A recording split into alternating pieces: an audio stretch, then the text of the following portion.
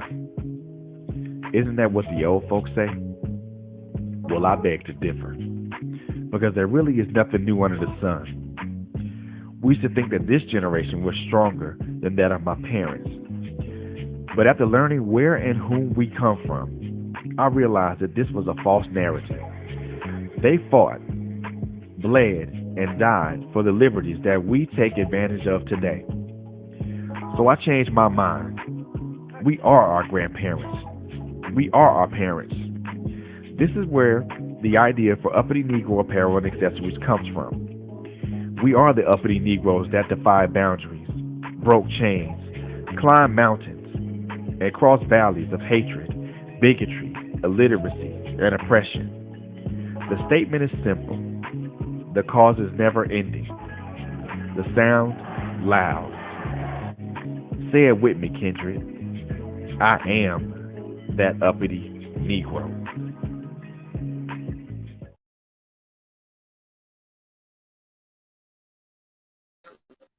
Hello, I hope y'all can hear me. I tried to do it on my computer again. My computer hates me. Don't talk about. I don't want to hear that it's an inanimate object. I don't want to hear any. She don't like me. So that's where we are. She does not like me. Okay. So hi everybody. Welcome to the takeover.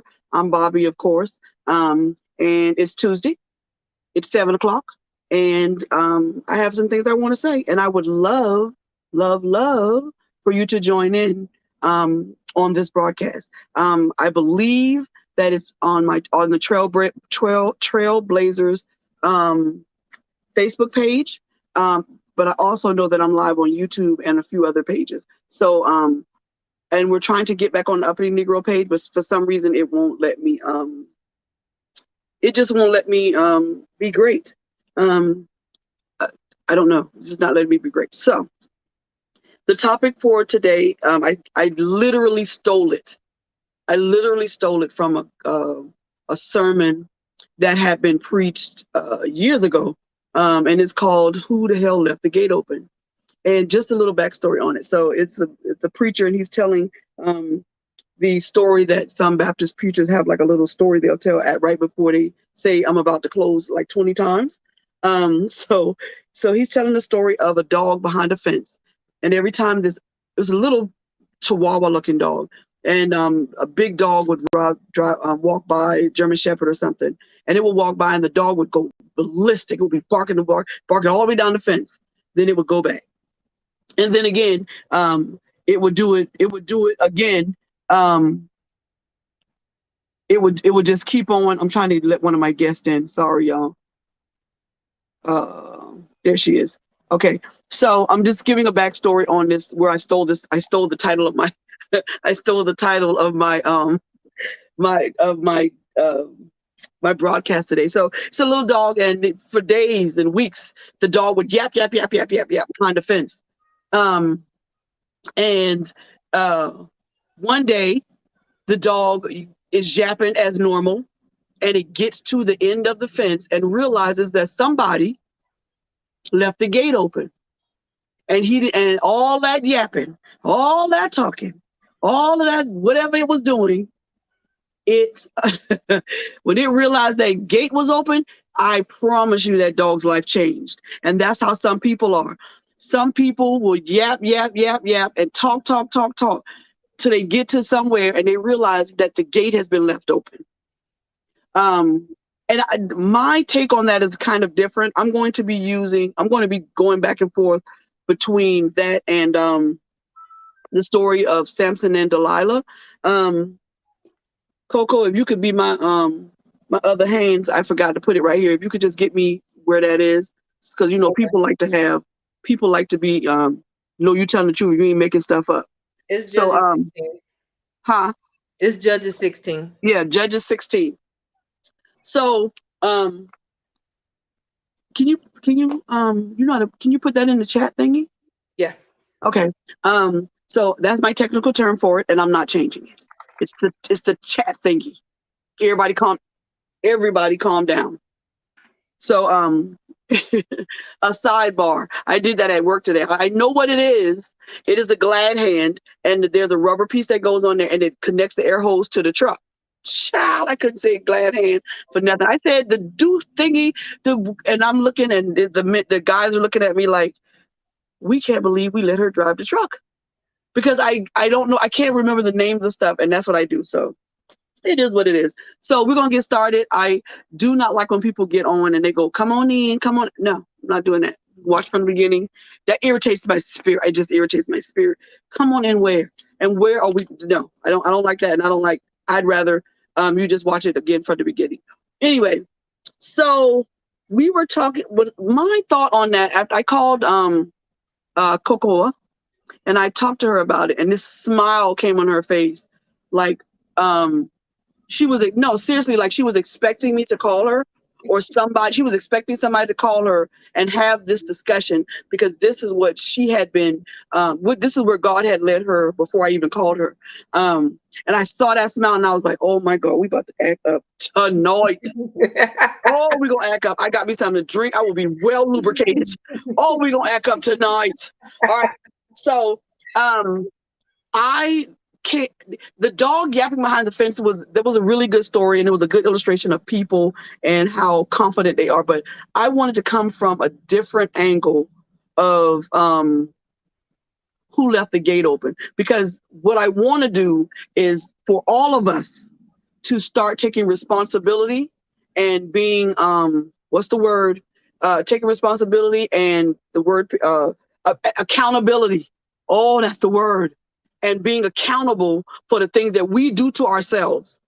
That has been a theme for me for this show for this month, and hopefully God change it next month, and we can talk about sweet potato pies and what you can, but it's not. We're talking about you. We're not talking about David or Saul, you. Because most of the time, when people dog us with the information that they have, or they give it out, or they bring it back to you trying to pretend like they're telling you your truth, you did it. Because you didn't find the right person to confide in. You confided in somebody over, I knew them for years. That's going to get you behind. That gets you in so much trouble. I was telling, I didn't mean to say it earlier, but I was telling Coco, you people tell their best friends about their husbands and how they are in bed and what they like to eat and how they like position, all this stuff, his job and how much money. You tell all of this stuff thinking this is my best friend. I'm gonna tell. And now you wondering why they in Cancun and you at Walmart. That's all I'm saying. Now you wondering how she know. You told her. I'm going to get into this because I always say that man should not be alone. I mean that. It is biblically wrong to keep saying I'm a loner. You're wrong. Because if God said he going to make somebody because he wanted to have company, what make you think you don't need no company? Listen, get on the bed, put your hands like this, go and meditate on that. Because if you don't think you need nobody?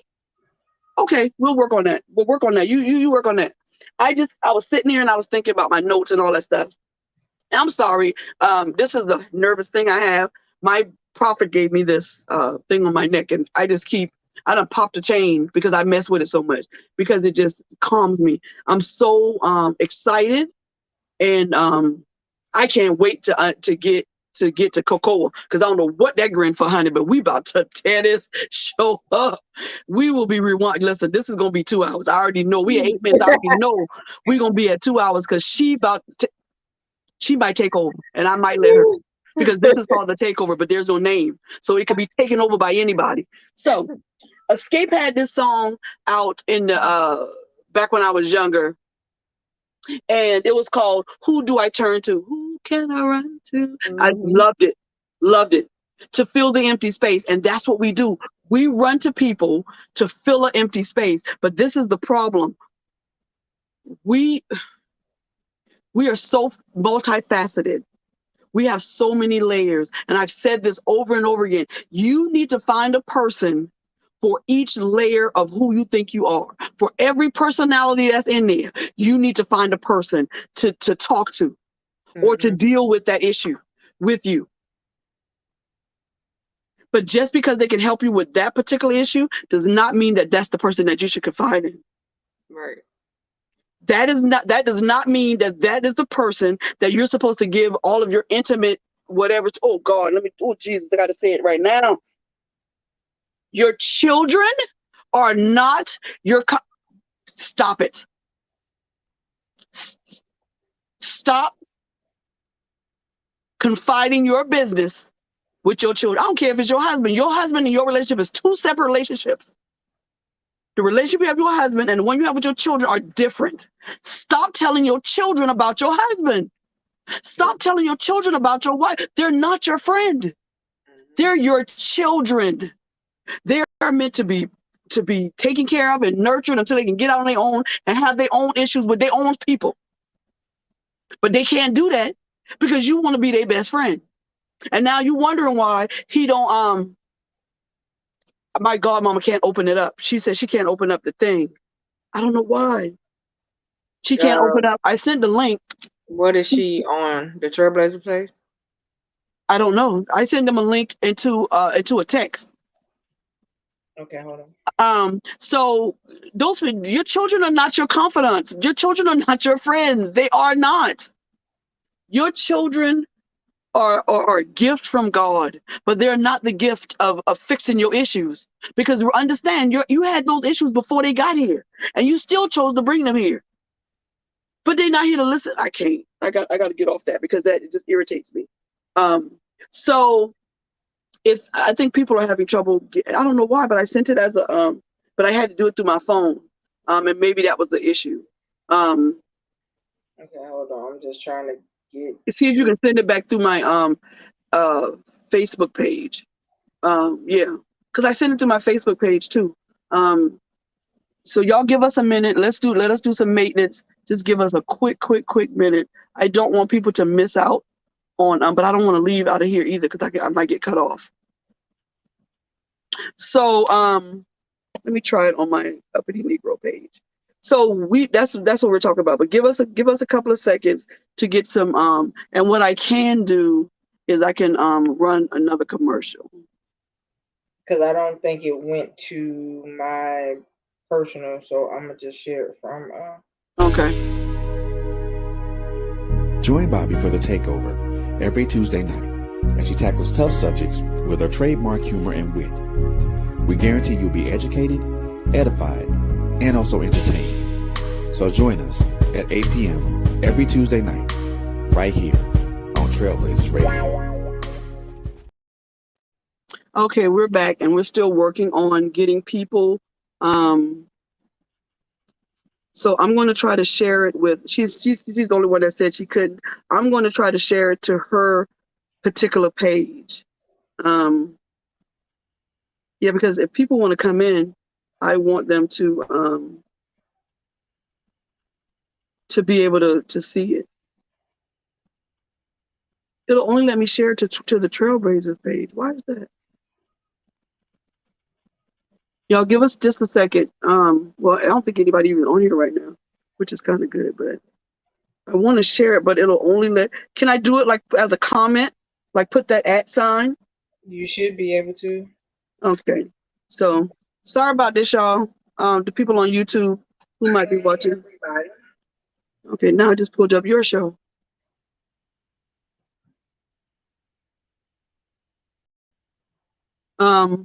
So in a minute, I'm gonna have to go on, but I'm trying to well, you keep going. I'm gonna do it from where I am. Okay. And I don't know why I can't get it, but anyway, let's keep going because I don't really want to waste any time. So that's what we're talking about. We're talking about, first of all, who can you turn to and who can you trust? But I think that it is a wrong move to trust somebody just because you've known them for years and years. I've known people for years and we're not friends anymore. And some people I know that we're not friends anymore, and I have no clue why we're not friends no more. I just don't know. It just stopped. But some people remain friends with people out of some kind of loyalty or whatever. That's not a good thing either. So, all right. So let me get my mind back to where I was. So again, I got another thing before because I'm gonna forget. This is the book right here. There's gonna be another copy coming out. Somebody said it looked like a National Geographic to me, and it hurt my feelings. But this is what we're going to use right here. This is my book. It's called Ma, and it is a story about my journey from molestation and rape and disappointment and just not being the greatest daughter or sister or auntie or whatever. And the back of it says, my hope is that you read this with your heart. It was not about the molestation or about fear, but about knowing that God is there even when the lights go out, that he is there even when the color has drained from your day. He has angels right there beside you, keeping evil away from you and keeping you out of harm's way. You have to know your place in God. You have to be secure in the knowledge of his love, grace, and mercy. I had to find my way to this type of knowledge. It took years of me trying to do it on my own. I had to come to a place in him where I felt worthy enough to ask anything of him. And that's what we're talking about, being worthy enough to ask anything of him. And in order to get to that place, you have to be accountable. You have to be accountable for some of the things that happen to you, because some of it is you. You are the problem. And so one of the things that I wanted to talk about when it comes to accountability is who are the people that we are confiding in? Who are you telling your business to? That's it. Who are you giving free rides inside your mind? Who are you? You're not doing no job. You need to do a whole job application before you tell some people stuff, and you need to do a SLED and background check, because you're obviously not doing it, because you on here fussing and screaming about somebody telling your business. You left the gate open, and because it was locked and closed, and everybody and all of your thoughts and all of your heart was inside of there. And when you left that gate open, you left them open for them to break it. We talking about relationships, we talking about everything, but what I'm really talking about is friendship and the people that you consider your friend. And don't come to me with it. That's why I said, I don't want to hear nothing about that's why you alone. No, it's not. And I told you before, and I'm gonna tell you again without using the foul language I used before. You alone because nobody like you. Nobody won't be around you except that child you barely know who the daddy is, and that ugly dog that looks like a rug. Nobody else want to be around you because nobody likes you, because you're your own worst problem. You have to be accountable for what's going on in your life, because what goes on in your life is what you bring in. If you don't bring it in, and if you don't nurture that thing like it's a newborn, then you wouldn't have some of the problems that you have. So what we're talking about today is accountability. We're talking about people who we confide in and how we choose those people, okay? So life is a journey of trial and error. It has a way of teaching us lessons, and gradually it helps us to learn which people are in our lives it's safe to confide in. This is when we trust somebody enough to share a private matter, believing ourselves to be safe in the knowledge that it won't be repeated or that it won't be used against us. That's the thing. Because being repeated is okay, but using that against me in my weakest hour, that's the problem. Yep. That the issue, I don't care who you tell, but to flip that back on to that is why I was so upset when Monique did that to D.L. Hughley's daughter. That's why I was so upset. Because you can repeat it all you want to, but to throw it back at me in a fit of anger or rage or just to get back, that's to use it against me, that's where we come in with the issues at. That's the problem. When we do confide in someone and it comes back to bite, it can affect our trust, both in others, but listen to this, and ourselves. Because it can create, this is where I disagree with what I was studying, because she was saying that it creates shame. I don't think it creates shame. I think it creates a mistrust in others, and it creates a mistrust in yourself, because you made that decision to bring them in. And now you don't trust your own decision making anymore. And now that was my issue. I done trusted all these people and did all this, and I trusted them and I told them all this, and then they flipped it back on me. Now I'm upset with them. Yeah, I already see. them I deal with because I know I don't trust them no more. I won't deal with that no more. But now I gotta lay in this bed in the dark, and I gotta deal with in my mind. Deal with because is your discernment broke? Is my discernment cut off? Because I did that. So now I don't trust my own judgment on people. And then I started to understand why people say I just be by myself. I get that. But in doing that, the trust that you have for yourself is compromised because now you're not trying to get over that barrier of not confiding in people. Now you're not trying to get into that. You're not trying to open your heart up. You're not trying to do it. Now you're not closed everybody off and your mind has shut down. But you can't do that to yourself. You know why? Because you have to be, once you become accountable and you tell yourself or whoever, all right, look yourself in the mirror. All right, I did that. I did that. I made the wrong choice. I did the wrong thing. I told the wrong person, and now I got to live with it. Now, who else God gonna send? Because that's how your attitude should be.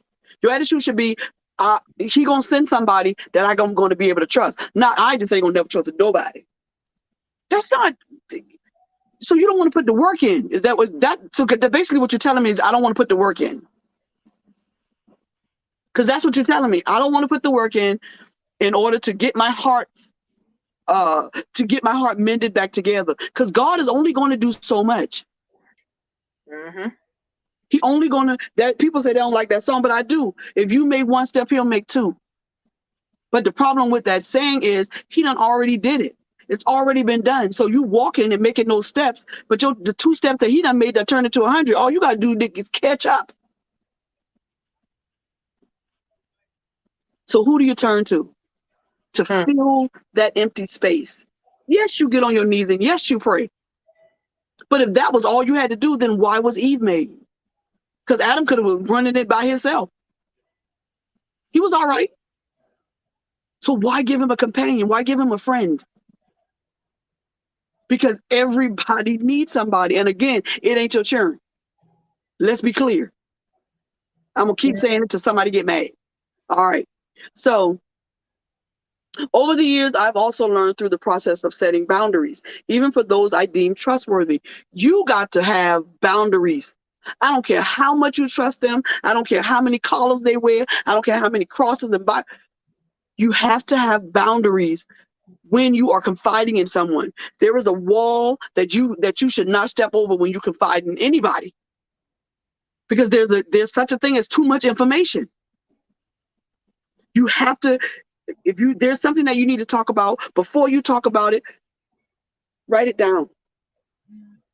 Outline what you're going to say so that you won't go beyond the boundaries that you set for that person.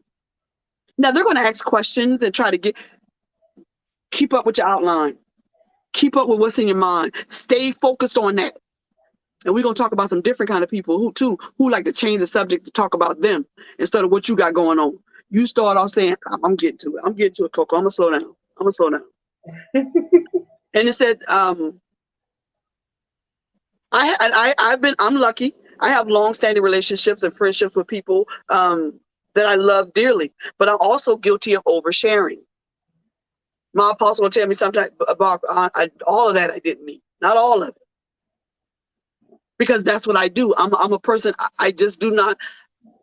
Keeping the secret of my molestation and rape was the last secret I was ever going to keep. Once I took authority over that memory. That memory I have is I have the authority over that. And once I took authority and stood up inside of myself and shook that off and put that little 5-year-old away and became the woman that I became, trying to become the woman I'm supposed to become, then I decided that would be the last secret I would keep about myself or anybody else. And so, yes, there's a such thing as oversharing. And this is the problem too. I overshare with the men that I'm with. And in sharing that so that they would know where I was coming from, I was really dooming the relationship. I doomed the relationship because they knew too much about me and what was going on up here. because most of what was going on up here was pain, hurt, and we're talking about in my past. Was most of what was going on up here a few years ago was just pain and hurt and doubt and insecurity, which is why I usually chose men who were dependent on me, only me, because I wanted somebody to take care of. You understand? That's what I have to take accountability for.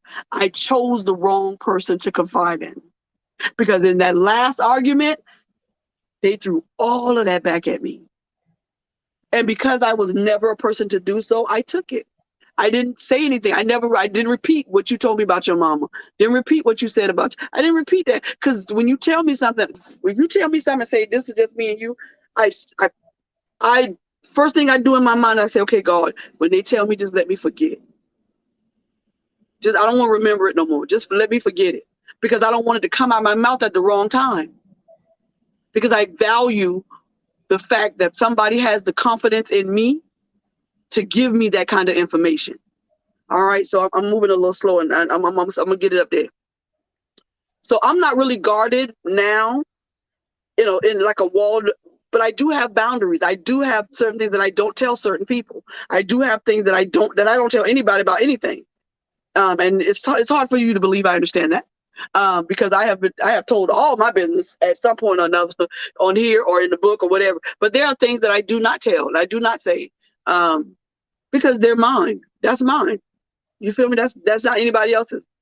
And I don't want to be that person that wears insecurities and problems on my sleeve all the time. I don't want to be that person. A lot of people do the equivalent of confiding in a stranger that they just met, or with someone who has already shown that they cannot be trusted. You will tell a stranger your business, because in your head you think, I'll never meet them again. I'm just talking. And then when you tell somebody, listen, this is where we're coming in with the problem. If the person that you confide in sits down with you and talks to you about other people's issues, I wouldn't tell them anything. I wouldn't give them your aunt's secret recipe to peanut butter cake. I wouldn't give them your mama's sweet potato recipe. I wouldn't tell them how you feed your dogs and why they're so shiny. Because if they do it to you, your best friend got a best friend. Don't tell me that's not true. Your best friend got a best friend. My apostle taught me that years ago. You telling somebody your business, they telling somebody your business. Because your best friend got a best friend. Promise. Promise. Here we go. And now that best friend has told your business, you have decided that you're never going to have any more friends. It's just going to be you and your children, the ugly dog, and that's it. Go to work, come home, that's it. Me and my children, we always go out of town, that's it. Because that person hurt you so bad, you've decided that your confidence in them is not going to work. It's not going to happen. So this is a lot. So I'm going to skip ahead. And I just got the first point through. So we are, especially women, we're emotional. We're emotional. And in being emotional, we like to talk about them a lot. We like to talk about our emotions a lot. Men don't, not necessarily. You have to get them in a corner to do so. A lot of men, about their feelings. They'll talk to you about what's happening and all of this. But as far as what they're feeling about it, good luck, sis. Just good luck. But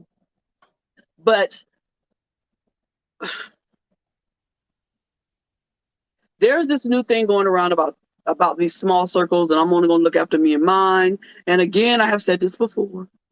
We are not meant to be alone. It is biblically wrong. So no matter how much you love being alone, there's going to come a time when you're going to need to talk to somebody besides your children, because understand your issues were before your children. So they have no idea how to help you because they're too young to understand the issues. That's it. So if you have trusted confidant, you got one, that's great. But if you're still looking and keeping your problems to yourself, it's not a good thing to do that. Talking to someone about your problems is the right thing to do. But confiding in the wrong person can make your situation even worse than it was before, because they're going to dog walk you. Listen, let's go. We're going to talk about, it was Judges. What is it, sweetie? Judges 16. Judges 16. Let's talk about Samson and Delilah for a second. Because some of y'all got the Samson spirit, and some of y'all got the Delilah spirit. I was just studying and talking to a few of my scholarly people, and our understanding is that he never actually slept with Delilah. She was so good at comforting him and soothing his and stroking his ego that she didn't have to sleep with him to get the information. And some of us are just like that. We get with these people who have honed their skill in manipulating you to talk about all of your issues. Listen, let me tell you something. Be careful of people who let you, oh girl, she just listens. She don't say nothing when I be talking. You know why? Guess why? Because she's studying you. She gonna dog walk you at some point. Because when you're having a conversation about your issues, there should be some kind of back and forth. But if all she do is listen to keep on pouring the wine, you about to get dog walked, sis. Real talk. Listen. All right, so we have to be careful who we give our hearts to. Because when you spilling out that's your heart. That's your spirit. That's your peace of mind. Yep. Hey sis, how you doing? Caramel, girl, you're just caramel. That's all I'm lattes with a little dash of cinnamon in it. I love you. How you doing, baby? So we have to be careful of who we talking to, who we giving our information to. So you glad that all she do is listen. All he do is listen, honey. Really? But when y'all go to parties, that's the person everybody go around because that's where the tea coming from. And you don't think he's spilling your tea? What makes you think that you're so special that they won't spill your tea, but they'll spill everybody else's tea? Right. A person that talks about other people will, thank you for sharing, will talk about you in detail. How did they know? Because you left the gate open. So don't be asking who the hell left nothing open. You left it open. Right. I'm getting to it, Coco. I'm coming, baby. Yeah, I go ahead. I'm here. So if another person talks about other people in a negative way, then there's a good chance that that whatever you said to them is also become the topic of at another party that you wasn't attended, that you did not attend.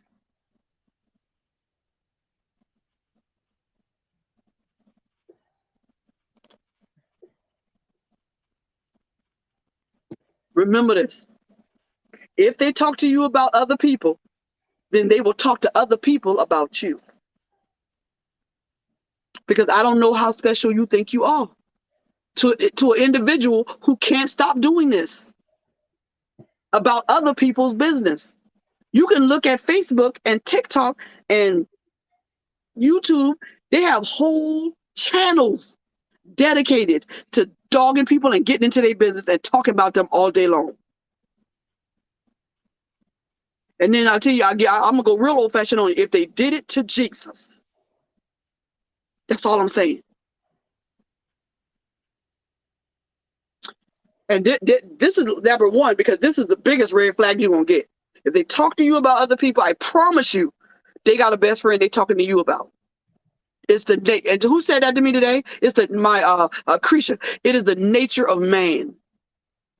Isn't that sad? Is that not the saddest thing you ever heard? It is the nature of man.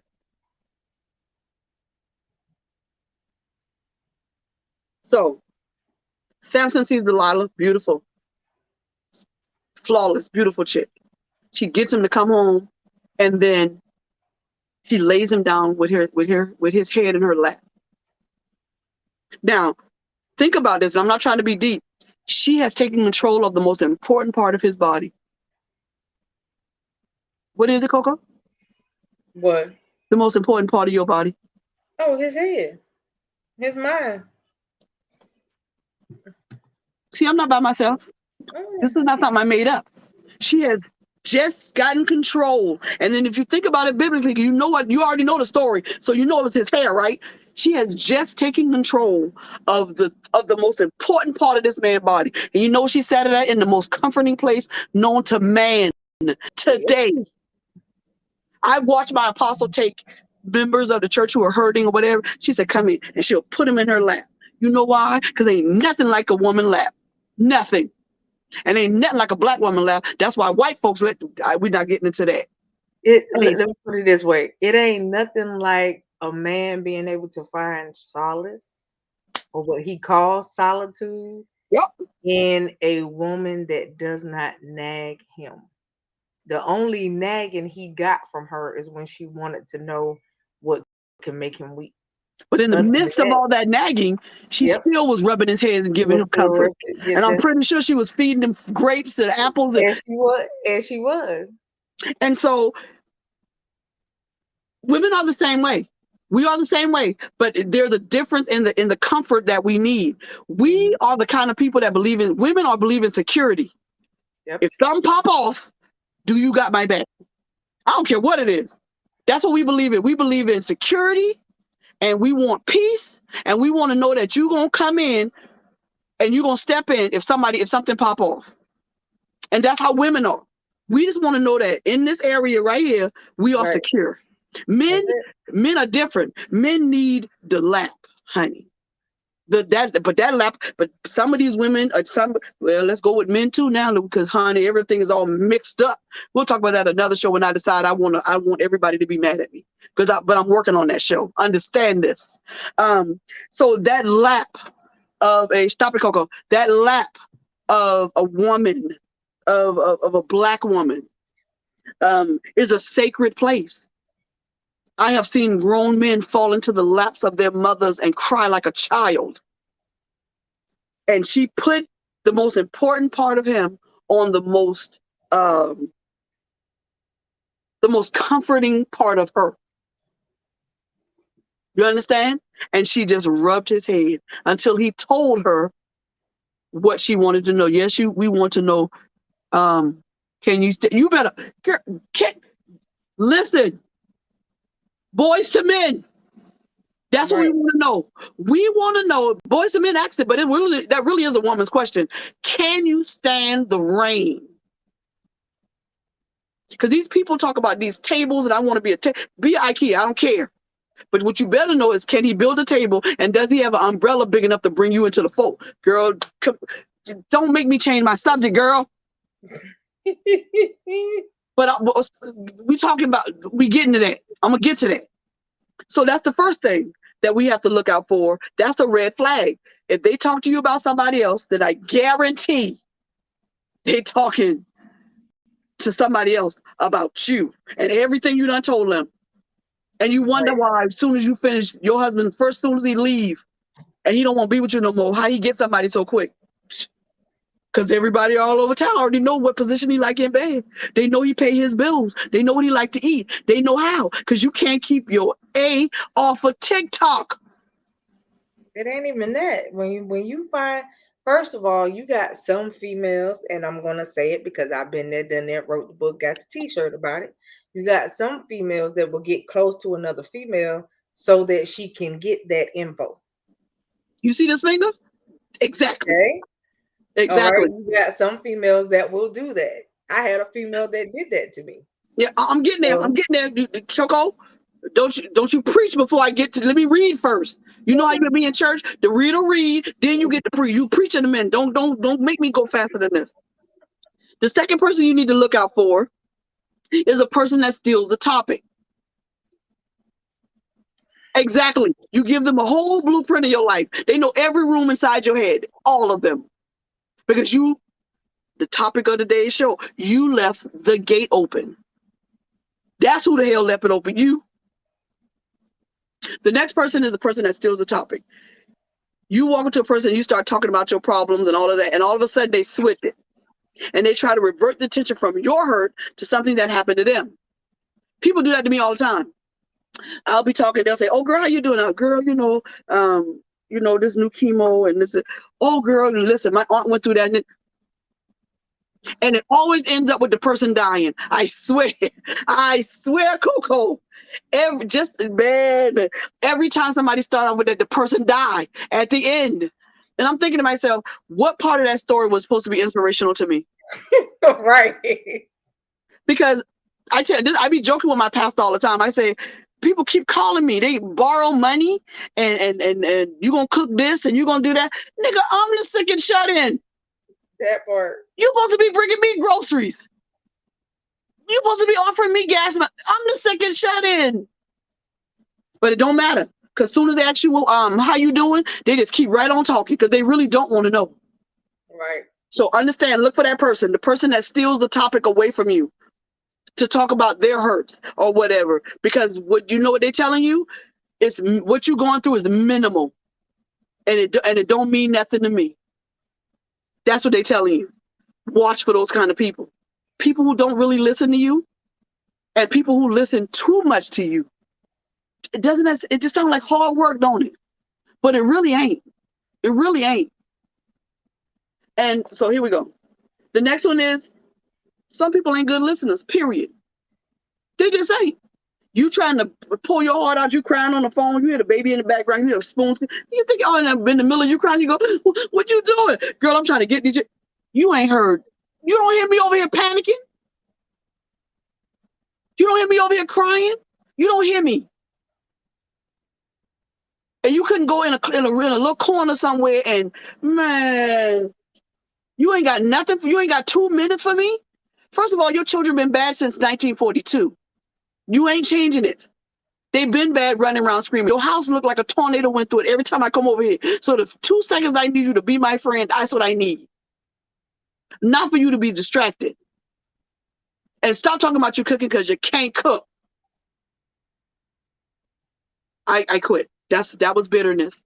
I take it back. I had a flashback of a friend. I'm sorry. Okay, take that back. And the first, watch out for these words right here. "Oh man, yes, that's terrible. It reminds me of this time something happened to me," just like that. Now you can't talk about your issue because they're busy on their issue, because their issue is more important to them than your issue is to them. Unless you're talking about something juicy. When you talk about juicy stuff, they'll interrupt at all. You have to say hello to make sure they're still on the phone, because they listen so intently to everything that you're saying. But you just talk about your feelings and they hurt. I won't hear that. So what they do, they start talking, "Oh girl, that happened to me. Let me tell you what happened to me." But I was in the middle of my, all right. And I do apologize for going. I did have a flashback, but she couldn't cook. So anyway, then you have to worry about people who are not loyal. I'm gonna say this because I'm from the hood. Nigga, if they ain't loyal to their mama, why you think you're so special they gonna be loyal to you? Didn't they just tell you they cussed their mama out? Didn't they just tell you my mama wouldn't help me pay my car note, so I went off? Oh, my mom always, and my sister, all they want to do is give money and money. Where's the loyalty? And it's not that you didn't have to give them money, but the loyalty is not telling them people business, that they needed the money. That's where the loyalty comes in. If they can't be loyal to their people, I used to tell people all the time, I can talk about Trisha, but what you bet, Lord have mercy, what you better not do, Kakoa, is don't talk about my mama. If I come to you with an issue, that's my issue. I can talk about it because that's my mama.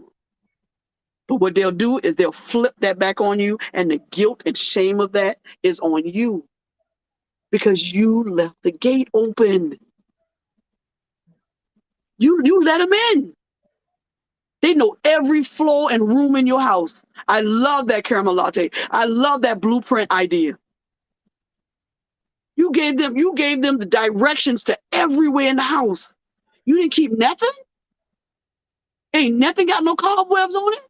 You let them in every room.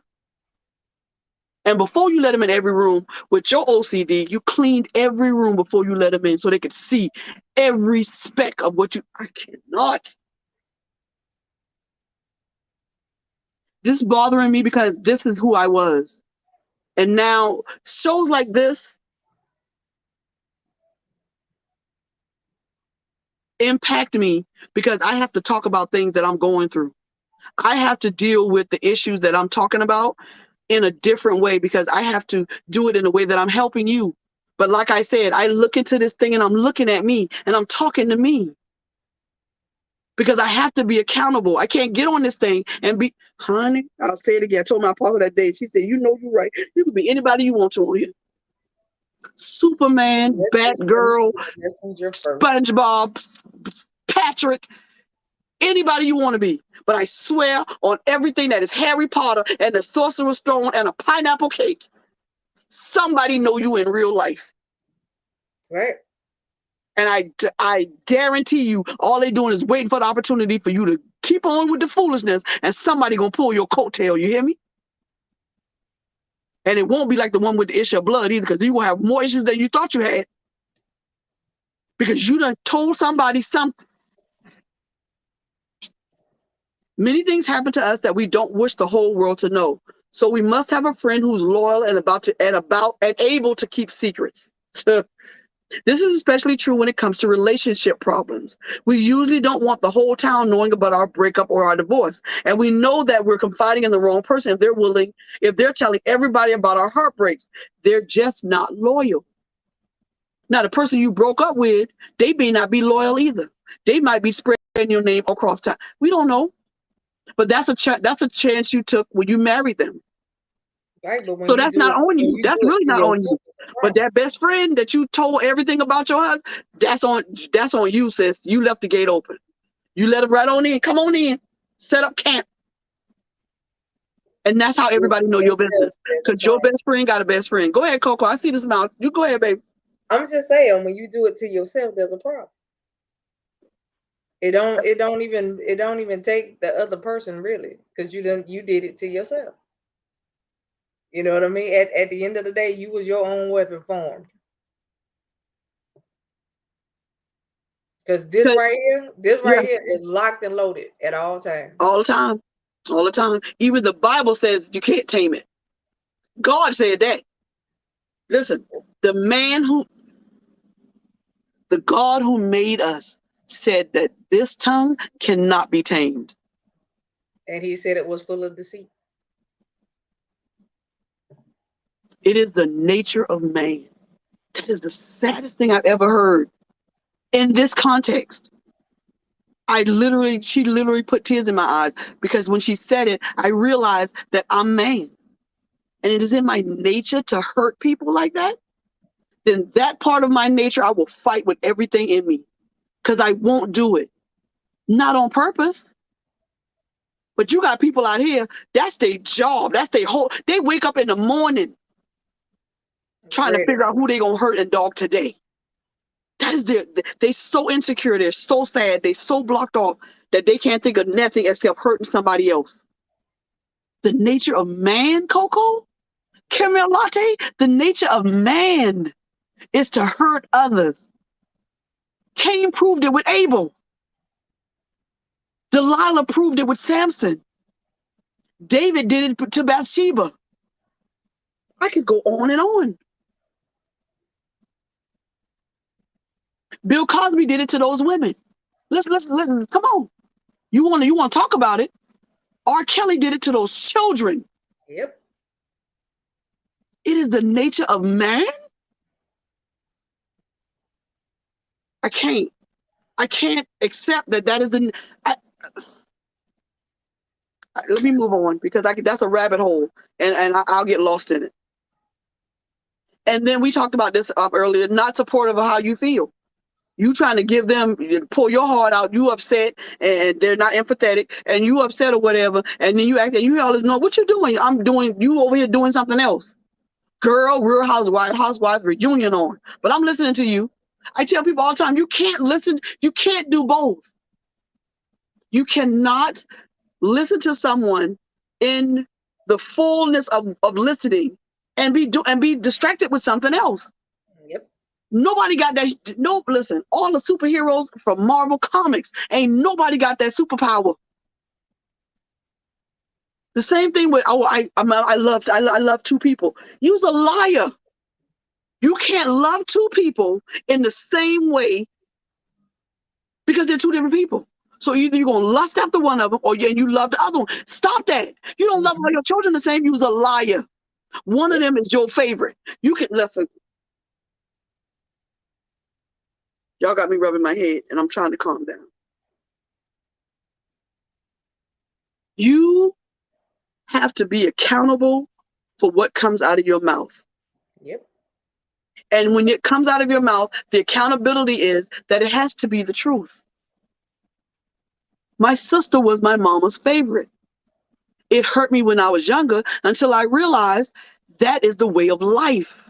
I got cousins, I can look at how their mama treat them, or friends, and look, you got one of them that's your ride or die. And the other one you don't understand worth a S. You just don't understand them. Why you can't be like such and such? Because I ain't such and such. The other thing about people who are not loyal is their body language. Watch how when you talking to them face to face, watch how they looking at you. I talked to this guy one day so intently. He kept asking me, why are you looking in my eyes like that? Because nigga, I want you to believe and hear what I'm telling you. Right. I don't want to have to repeat this. When I talk to people, I try my best to look them in the eye. They all over the place. They everywhere. Or they right above my head. And when I had some sisters and they was beautiful before they took them, that's what they would look at. They couldn't tell me what color my eyes are. And I change my eye color every week. Because people will not, when they say your eyes tell a lot. If you really if you really look at people and people say, you okay? And then I always say, well, look at me. They look at me and I can tell you ain't okay. Right. When they say the eyes are the windows to the soul, and listen, if your eyes are the window to the soul, then why the hell are you looking at all this foolishness? Because it's going into that's another rabbit hole. See, I was about to go there anyway. Yeah, well, you go, because I don't want to go. I don't want to go. I'm not following no rabbit right now. You gotta guard your gates at all times. Period. You gotta guard your gates at all times. Your gates is your eyes, your ears, and your mouth. How many gates were around the Ark of the Covenant? 7? Yep. Or 12? I think it was 7. 7. And they were those gates, you could go in and out those gates as you will to go speak with God. But there was a difference. Those gates didn't need no God. Yours do. Yeah. Your gates into your kingdom, into where you pray, into where you confide, into where you cry, into where you talk to God, you better guard it with your life. Because somebody will walk through that gate and rip your whole life apart. Now you ready to commit suicide. Hey Tar, how are you, hon? Hey Bobby, hey girl. I'm glad to see you. That's okay, baby. Well, you're here now. We're right in the middle of it. You done let somebody into your gate. They have roamed through the yard, through the house, through the guest house, through everywhere, and they have roamed and they have taken notes. And then they get out into the street, and their best friend, which is not your best friend, is being told all of your business because you left the gate open. And you have to take accountability for that. You have to take accountability for the fact that some people know stuff about you because you told them. And you didn't tell them directly, you just told the wrong person. Because, they've been my friend for years. Or they're a family friend. Or that's my aunt. That's my aunt. But if your aunt is the one at the picnic talking about everybody's business, why the heck would you tell her anything? So let's get away from people.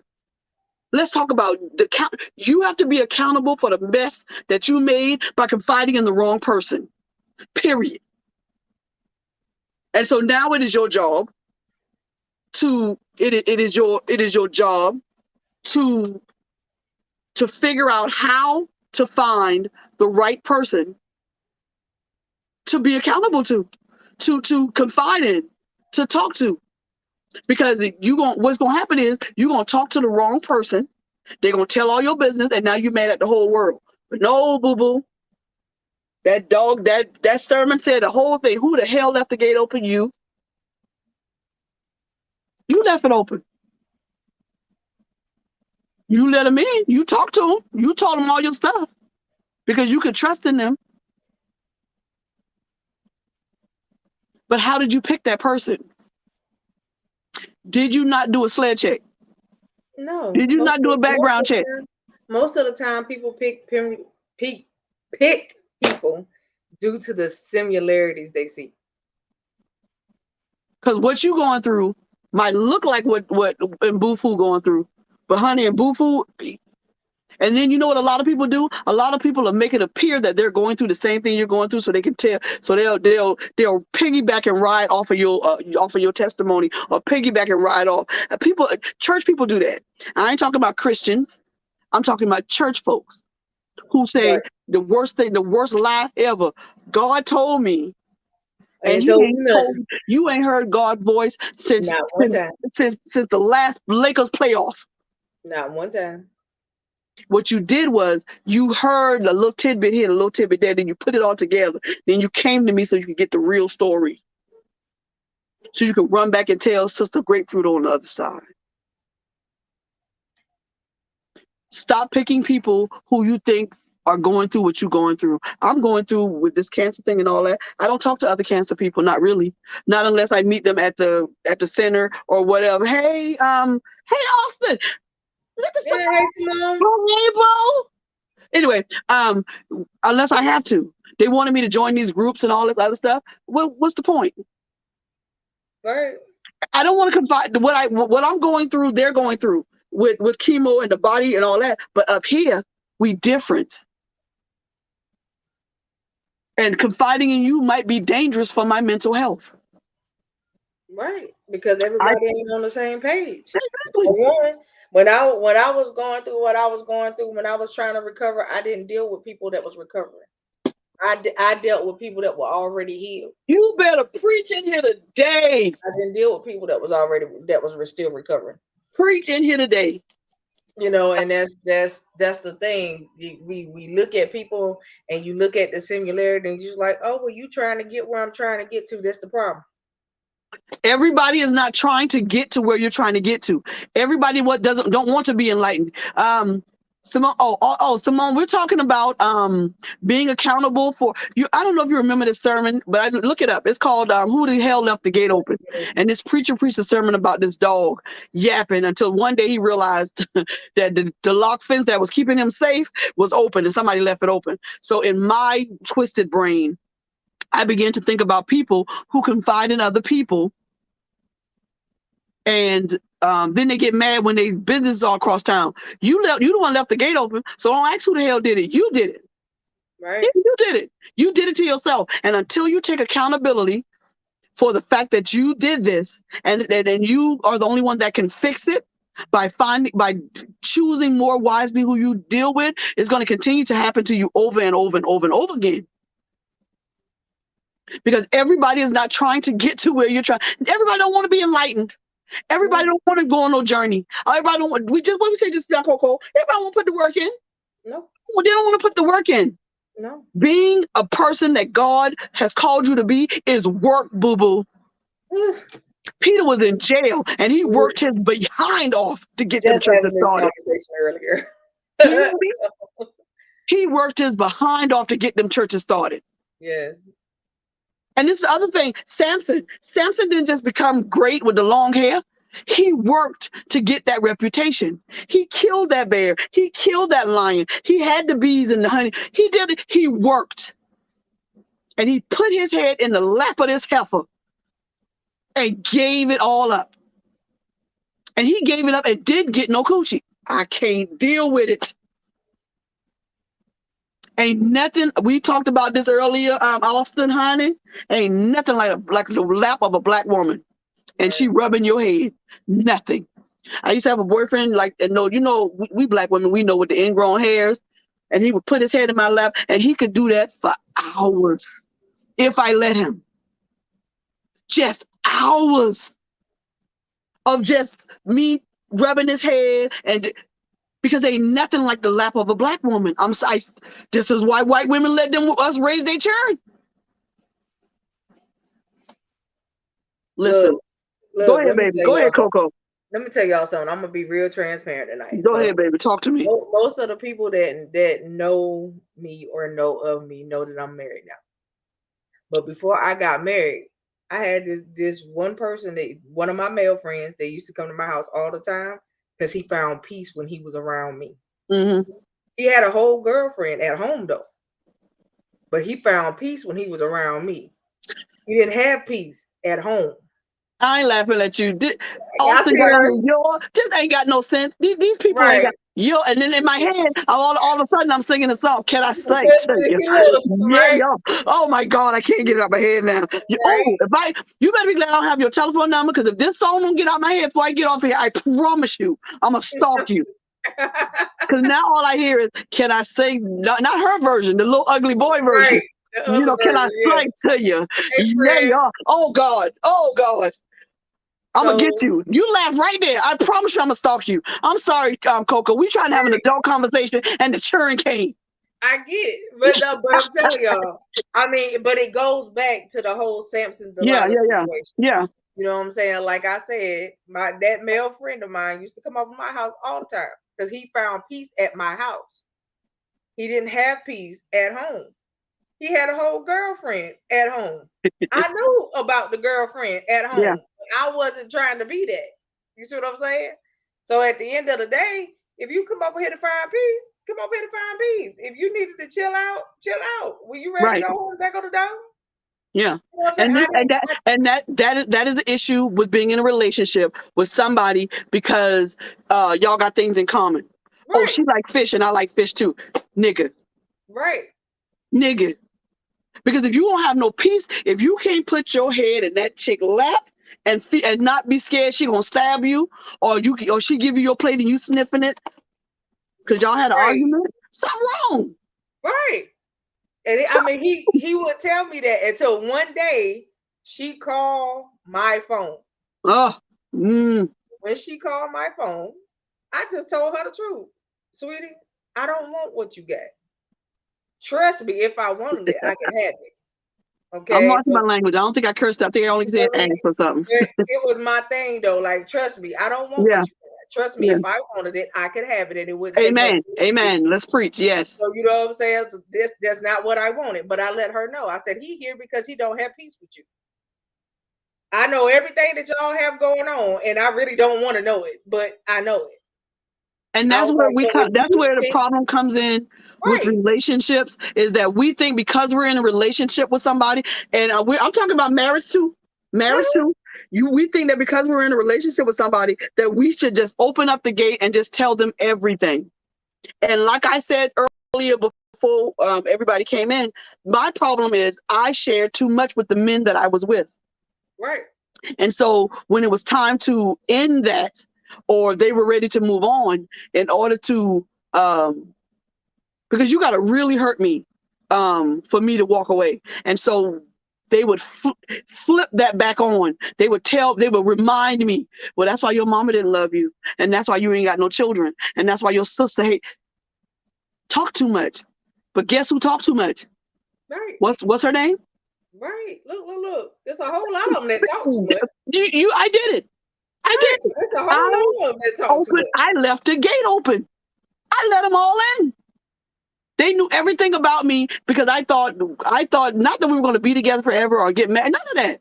It's just that when intimacy brings what do you call it? Pillow talk. Right. And you just talking because y'all together and it's quiet in the house and you just talking. Right. And the thing about Samson was he knew this heifer was up to no good. Right. He knew, and he took it as a game. He took it as a game till he got his head shaved off. His hair was missing. Then it wasn't a game no more. Now it's serious. Now you ain't got no hair and you blind. Right. That it is so funny that you come with that, because that's what I talked about last night. Exactly. Last night, the topic of the show was you can't eat at everybody's table. Girl. That was the topic of the show. And so we know that's why we were trailblazers, because we so in tune with each other on the station. Listen, when I tell you that Frederick Beatty put together a team of people who are in tune with each other, is us. And none of us live in the same state. None of us. But when we share so much information because we want to be accepted, when the best way to be accepted is to leave some of it in the room. Close off some of your rooms. You ain't gotta lock the gate, but close it and only invite those in who you invited in. Don't let the person you confided in invite folks into your business. Because you gotta be, if you don't hold yourself accountable for some of the things that are going on, specifically in your life, specifically about your business that you thought was personal, things are never going to change. Let me read what Tara says. Tara says, my mama would always say, you don't tell a man everything. The right hand should not know what the left hand is doing. Now, I agree with that, but only to a certain extent. I agree with that when you were in a relationship, but I do not agree with that when you were married. Because This is the thing about being married. Your left hand is where you put your ring. Right. So what your right hand is the hand that is dominant if you're right-handed. But let's talk about the left hand. This is where he put the ring at. So how he gonna not know what this hand doing? Right. You see what I'm saying? We have these sayings and all these things, and I'm not trying to be deep. I swear I'm not trying to be deep. But he puts your ring on your left hand. So your right hand, which is the hand you holding of his or whatever, because you're doing everything else with your right hand. You bringing in the crops, you making sure the children are right, you're doing all of this. Your left hand belongs to him. Right. Because that's your dowry. He done paid for that. And you mean to tell me you're not going to let what this one doing? Now, I do agree with the part that you don't tell a nigga everything. No. You cannot tell him everything, because what it does is that it gives them too much information and too much room to run amok. I used to babysit children. I used to say this thing. And people say, why is it so messy? No, it's not messy in here. This is ordered chaos. I know the order of the chaos that I have created. I know it sounds like there's that word, I hate when I miss words. Oh, I hate when I miss words. But there's a thing that, I know it sounds crazy. That's not the word I'm looking for, but that's all I can find. But this is the ordered kind of chaos. Right. People know they'll go through that. I can't find, because it ain't yours to find. I should be able to, if it's mine, I should be able to just walk over and pick it up. Right. Because the chaos on this little table over here, I made that chaos, and it's ordered in the way that I can handle it. Right. But look, you gotta think about it like this too. Okay, so we talking about not giving the men too much information. Exactly, right? Tara. So think about this. Think about if you meet a guy online. Okay, this guy asking you what you like in a man or what you like for your man. Oh my God, I hate them questions. Go ahead, Coco. When you answer this question, you are now giving this man ammo to try to become what you just told him you like. And don't have the capability or the... And he can't do it. He only going to do it for a certain period of time. And after that certain period of time, who he really is begins to show. Why? Because somebody know you in real life. Okay. All right. So now you have given this person the ammo to walk into your life, play whatever field he gonna play for a little while, so that when he's done and he got what he wanted, he could go right back out the door and do it to the next one. Who left the gate open? Okay. Right. So again, it goes back to what we was talking about earlier. I'm sorry. I just added Krisha. I don't know if she wants to talk or not. Her mic is muted. I think she just wanted to see the show. But if Krisha, I put you in. But if you don't want to talk, you don't have to. But we're just talking about Samson and Delilah. And wait a minute, let me read what Frederick said. Fred says, when we talk about opening our gates, we open ourselves to influence, the strong possibility of the weaponization of emotions and to be heard. That's exactly what Coco just said. Right. You formed your own weapon. You formed that weapon. You gave them the ammunition to shoot at you. Yep. Everything that you gave them that you thought you were talking about in confidence. And now y'all ain't friends no more. After 20 years and all the 20-year information she had, she just put it on Facebook. That's it. She just dedicated a whole page to you. First and foremost, let's be honest, folks. Social media is not your friend. It is just that media. It's a platform. It's media. And you use it in the way that you want to use it. But I'll say this again, and I'll say it until my tongue fall out. Somebody know you in real life, sis. Bruh. Somebody knows you in real life. Right. So this little thing you got going on with the red bottoms and all that. Yes. Somebody know you painted that on the bottom of them shoes. Right. That's somebody know that them lobster tails was bought with food stamp, and your children is eating noodles. Do not play with me on this thing. Right, but that's right, Simone. But I say that all the time. You got those Christian folk that love to throw that particular scripture out there. Thank you, Frederick. Exactly. No weapon formed against you shall prosper. But the problem is you have already been your own weapon formed against yourself. And then you put it in their hands and teach them how to use it. That's exactly what you do. That's exactly what we was talking about with caramel latte. Yeah. You give them the blueprint on how to build the weapon. Then you teach them how to use it. Yep. Because oh my God, because you are looking for a friend so bad. And the thing is, let's since we're being honest and we're being truthful, let's do this. Some of us find the best friends and the best people in life. Yeah. And then we sabotage it. Yep. We sabotage it with half truths. Yep. And whole lies. And then we sit back and watch it be destroyed. Yep. Because now you can't, but I don't understand. I used to do that. I used to be a self-sabotager. I was going to hurt me before you did. So whatever, this is why I stay to myself. Stop. That's what we're talking about, Simone. That statement right there is why we're on here. Sometimes they build a better, more effective weapon. Exactly, Fred. But let me get back to Miss Austin. I can't see is it Miss? Is it Simone? It's Simone. Okay, listen, Simone.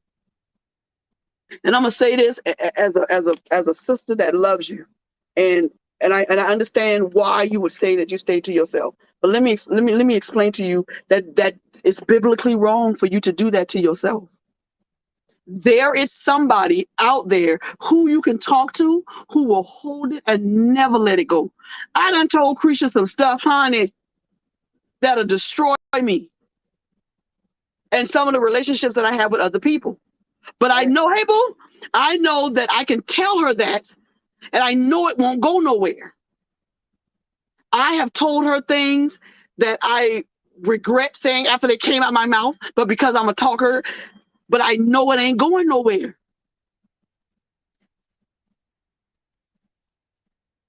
Listen, I love you, sweetie, but you're going to have to open up your heart, and you're going to have to find. Yeah, you're gonna be hurt. We're not discounting the fact that we're gonna be hurt. Right. But we have to understand what Krisha said earlier. It is the nature of man to hurt other people. But let me say, I swear on them black flea lies over there on that floor. That is also the nature of man to love, to cherish, and to be friendly. The negative side of the nature of man is Cain and Abel. The positive side of the nature of man is Moses and Joshua. Right. You understand what I'm saying to you? Because I have to do it biblically, because I don't want you to think I'm just giving you my opinion. Hey, Felicia. What I'm saying is, I spend a lot of time alone, not by choice. I spend a lot of time alone because of this. Because a lot of people can't handle this. And because they can't handle it, I spend a lot of time alone. And I also spend a lot of time alone because I don't want cancer to be the only thing I talk about. And a lot of people, that's all they want to talk about with me. And the other reason I spend a lot of time alone is because when I'm ready to go, I'm ready to go. When I'm in Goodwill, I don't need. When I go to Goodwill, I don't take nobody with me unless I take my apostle, because she know how when you go in Goodwill, you touch everything. You touch everything, and you fight with that old lady over that glass because you wanted it. That's how that when I'm ready to go, I'm ready to go. And that's why I spend a lot of time alone. Because when I'm ready to go out of a store or go eat, I want to go. I don't want to think about it. I don't want to sit in the car for 6 hours. That's it. But the alone that you're talking about, and I see that you say you get it. I'm glad you get it. I want you to get it. I want you to try this week to and look for these telltale signs that we gave you. Look for people who all they do is listen when you talk. What did he say? Fred say we all need folks like that in our lives. Exactly. Folks that are down with us, with and for us. A lonely existence is exactly that. A lonely existence. And all you're doing, Fred, is existing. You're not living. That's it. When I want to lay in this bed, let me tell you, let's be transparent. I was so suicidal 2 weeks ago. I had to call Creisha. And one thing about Creisha is she'll stop what she's doing and she'll have the conversation. She's very calm. She's too calm. She irritates me with the calmness. I don't know where she got that from, and I don't want it. Because I'm talking about you. She's so calm. When you up here, Creisha is right here. And she's not going to follow you down the rabbit. I love you too, baby. She's not going to follow you down the rabbit hole of your feelings. She's not finna discuss it. Okay. All right. Then she's going to talk about, okay. She's not going off the subject. She's not changing it. But what she's doing is she's bringing you off the ledge. And by the time I'm finished talking to Creisha, all I want to do is cook or clean up. Because now all that agitation and energy has been refocused. But I quit my job to go work with this guy. And my first 2 weeks, you know what he gave me? He gave me $160. That's it. And I was so devastated because I thought, I heard God. I heard what he said. But I did what I just told folks not to do. I went on. I knew him from before.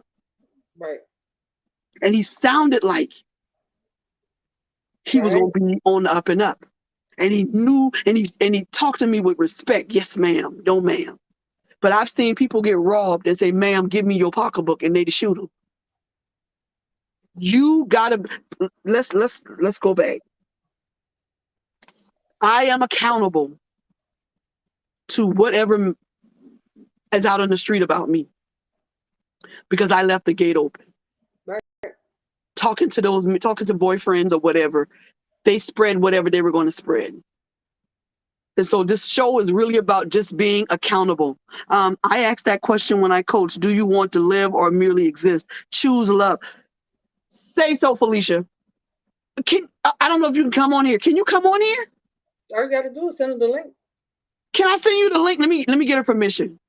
Felicia, can I send you the link? I don't ask her for her permission. I just send her the link. Coco has spoken.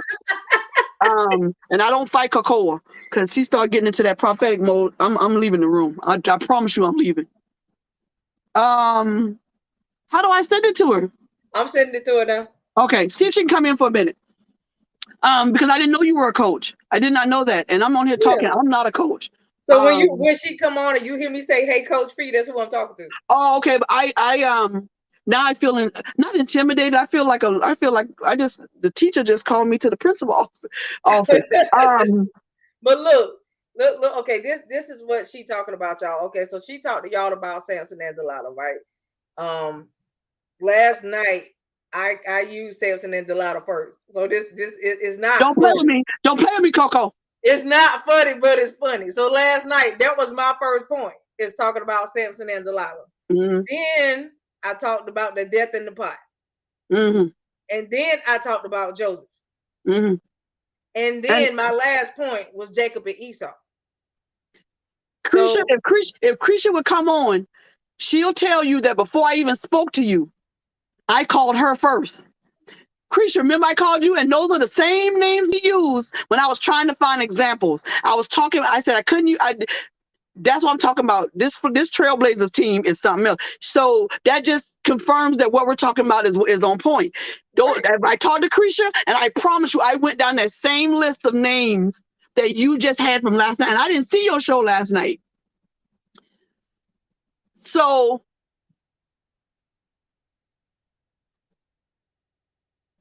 y'all got me in my feelings right now. Because if she goes into the story of Joseph with y'all, and for the ones that know your Bible a little bit, you know that Joseph told his brothers about the dream that he had. In the dream, he said that they was wheat standing around. It was a circle of wheat, and he was standing up in the middle. So his brothers automatically felt like, oh, okay, so you telling us that you're gonna rule us one day. Right. They didn't like what they heard. You can't tell your dreams to everybody because everybody don't want to see your dreams come to fruition, for one. So they don't want to see your dreams come to manifestation. So and the weapon they used against him was jealousy. Yes. He and gave on it to top him. Of that, and on top of that, he was the father's favorite. So not only did you have the dream issue, you had that issue as well. They were so upset about what he told them, they put him in a pit. Went back home, took the coat of many colors that his father made, went back home, covered it in blood, and told the daddy that he was dead. So many years go by, the father thinking that the son is dead, but honey, Joseph went from the pit to the palace, and the dream still came to fruition. And that is the point. Accountability is what's going to get you out of the pit. Accountability is going to get you in front of people who you never thought you was going to get in front of. Accountability for listen, when you get up there and you got to go to court and God is on the throne and Jesus is trying to be your lawyer because he's the intercessor, he's not going to ask you what they did to you. Nope. He's going to ask you, well, how did you react to that, ma'am? What was your response? What did you say to that? And good God, I'm not looking forward to mine at all, because most of the things I said to people is words that only Peter used. And so I'm gonna need another lawyer. Well, see, I see my husband had to get on me today. I was driving today, and when I tell you this woman pissed me off. Tara. When I tell you that this woman pissed me off so royally that I went off. You got road rage too? I went all the way off. I got it so bad. He was like a few inches from hitting me like that, and I went off. He just looked at me with the humblest voice and said, "Babe, just slow down. Let her do what she exactly." Now, Fred, you are exactly right. But this is also the issue with that, is what I was trying to talk about a minute ago, is that some of us are so self-involved and want to take care of everything ourselves that we sabotage ourselves. That that is the point. We are the sabotagers. Right. You feel me? We are the ones that are doing it to ourselves. And that's why we're talking about accountability. Because whatever's going on in your life, listen, what's going on in your life is your life. So if it's your life, then whose problem is it when something goes wrong? Right. It's not always. Let me tell you something. I promise you the devil don't think about you as much as you think he do. No. You're really not that popular. You seriously not. You're giving too much leeway. Yeah, you calling his name about stuff. Oh God, the devil flat my tire. No, boo-boo. You knew that air was going out that tire since last week. Don't play. Right, but see, this is the thing. When people do that and they say, "Oh, it's the devil," first of all, you giving the devil too much dominion that he don't have. And he's sitting in the passenger seat laughing his butt off. Right. And he like, okay, I ain't even had nothing to do with that. Yeah. He just sitting back looking like, okay, well. Listen, because he back there talking about somebody get God on the phone, because that wasn't me. Right. Because he can't do nothing without God's permission. So now you don't tell on this thing here. And then he had nothing to do with it. And I promise you, he went to God and said, that wasn't me. Why? Because you won't take accountability for the things that go wrong in your life. Okay, he divorced you. And he was cheating and whatever. So what did you do? What were you doing before all that? Because I'm not saying it's your fault. We're not talking about blaming. We're not talking about victim blaming. We're not talking about fault. What we're talking about is accountability. It's the two sides. Because you stopped cooking since 80. You stopped cooking since 1982. Right. You wear a bonnet to bed, socks, and a t-shirt that smell like bacon. But there's always two sides to every story. Exactly. Well, there's two sides, and then in the middle there's the truth. Right. You have to be. That's what we're talking about. We're talking about being accountable for leaving the gate open. And sometimes we, in our vulnerability as being humans, we confide in people that we know ain't worth a good bowl of cereal. Right. And I'm saying crazy stuff because y'all know I'm working on the them bad words. So y'all have to put up with the craziness that whatever come out is coming out. It ain't cursing. So you know these people like that because they sit down and talk to you about other people. Why would you think you're so special they wouldn't do it to you? Where did you get that from? If y'all sit for 3 hours drinking wine and eating cheese and crackers, talking about somebody at the whatever, on the job or whatever, and then y'all flip it around and you say, well, girl, let me just tell you what I've been going through. You don't think this heifer taking notes? And let's be clear. When I say heifer, I'm talking about niggas too, because there's some men out here that got tongues that wag like a dog tail when you show it a bone. Right. I have seen dudes do that. You talk more than the chick do. So let's not talking about only women. No, it's niggas out here that will gossip you into the ground. And your actions is chickified, as I call it. I can't. And you need to check your head. And I'll say it better than her because she's sweet. Check your heterosexual card. Because women stand over the fence and at the clothesline and gossip with the neighbors. That's what women do. You're supposed to be at work killing a deer or gutting a pig or something. So that's another rabbit hole. We're gonna leave that alone because that show is coming. That this thing with this liquid, I'm liquid sexual or fluids. Oh, we're gonna have a show. People gonna hate you. Oh, y'all gonna be mad with me. That's a thing. That is a real term. There's a real term called fluid sexual. That means you float through all of what. Oh, girl, we're gonna have this show, honey. It ain't stop it. No, that's enough. Felicia, I quit. Felicia, you know, man, y'all stop picking at me. You know what I mean. Y'all know what I mean. But it's hard not to curse because I enjoy it so much, but I'm trying. But I don't know what that is, Simone, but I'm telling you, that is a real term. It's called fluid sexual, and that means they can float between. You're about to make me look it up. Yeah, they go between. You can look it up, but we're not talking about that tonight because that's a whole. I'm gonna do a whole show on the fact that Target and now Walmart trying to do it too, but not yet. But Target has a they don't have a boys and girls section no more. All of their stuff is all in one because the children get to choose. Oh, we're gonna have a show on it. People gonna be mad at me, but I don't care. I really honestly don't care. So anyway, that's a whole nother show. We might do that one next week. Y'all study up on that. Okay. I got my guest coming in. Okay. Coach, there she go. Hey, how you doing? Hey, I'm good. Look what you done got yourself in. Look at the mess you done got yourself into. Listen, I'm always in a mess if Coco anywhere around. So let me ask you a question. And you're a life coach, am I right? Trauma recovery. I told you. No, she made me sit back because I'm trying not to cry. So wouldn't the betrayal of a very good friend or a confidant, wouldn't that be considered trauma? Absolutely. I just wrote a whole post about one more before you go, because I want you to do the whole answer at one time. And would it not be on par? Correct me if I'm wrong. I don't like to be. Hold on 1 minute, because I can barely hear you. Let me turn my volume up. Okay, go ahead. Is that better?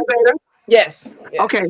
So so the first question I'm echoing though, but that's okay. That's okay. Don't touch it. Don't touch it. So the first question was, would that not be considered trauma? But my second question is, would that not give some people who was done to over and over and over again, especially by a close person like a relative, wouldn't that other person exhibit some type of signs of like PTSD? Couldn't it be that serious? Well, yeah, trauma can be serious regardless. Okay. It's individualized. It depends on the person and their coping skills. All of us are set up with the fight or flight, but when trauma happens and we stay stuck, then that's when we get into the PTSDs and all those other things. But yes, a relationship, regardless to who it is, your family, people that you consider to be friends who are really not friends, co-workers, any trauma can come from anywhere. And it can affect anyone, any age, any color, any nationality, anyone. So yes, absolutely. Trauma from a repeated trauma from a person, but why do we keep allowing it though? That's my question. That's what I just wrote down. What is your coping skills? Is it just to close off from other people, or just hop from one confidant to the next? Oftentimes people do. They become codependent. And so they need that. Some people have the victim mentality where if that's their identity, being a victim becomes their identity. Wow. It becomes their identity. And if they're not being victimized or putting themselves in those positions, and a lot of times they do it unknowingly because they don't realize that that's a problem. Right. And you have to think about people different, the backgrounds we come up in, and what we're exposed to growing up as well. Because so oftentimes some of the things that we grow up and what we've been exposed to, that seems normal to us. Yeah. When we see the other stuff, the normal relationships, then they look abnormal to us. You know what I'm saying? So it really depends on the person, their background, their exposure, and their ability to cope. So how do we, because of our culture and it's emerging at a greater rate now, and I'm very, very, very glad for that. But because of our culture,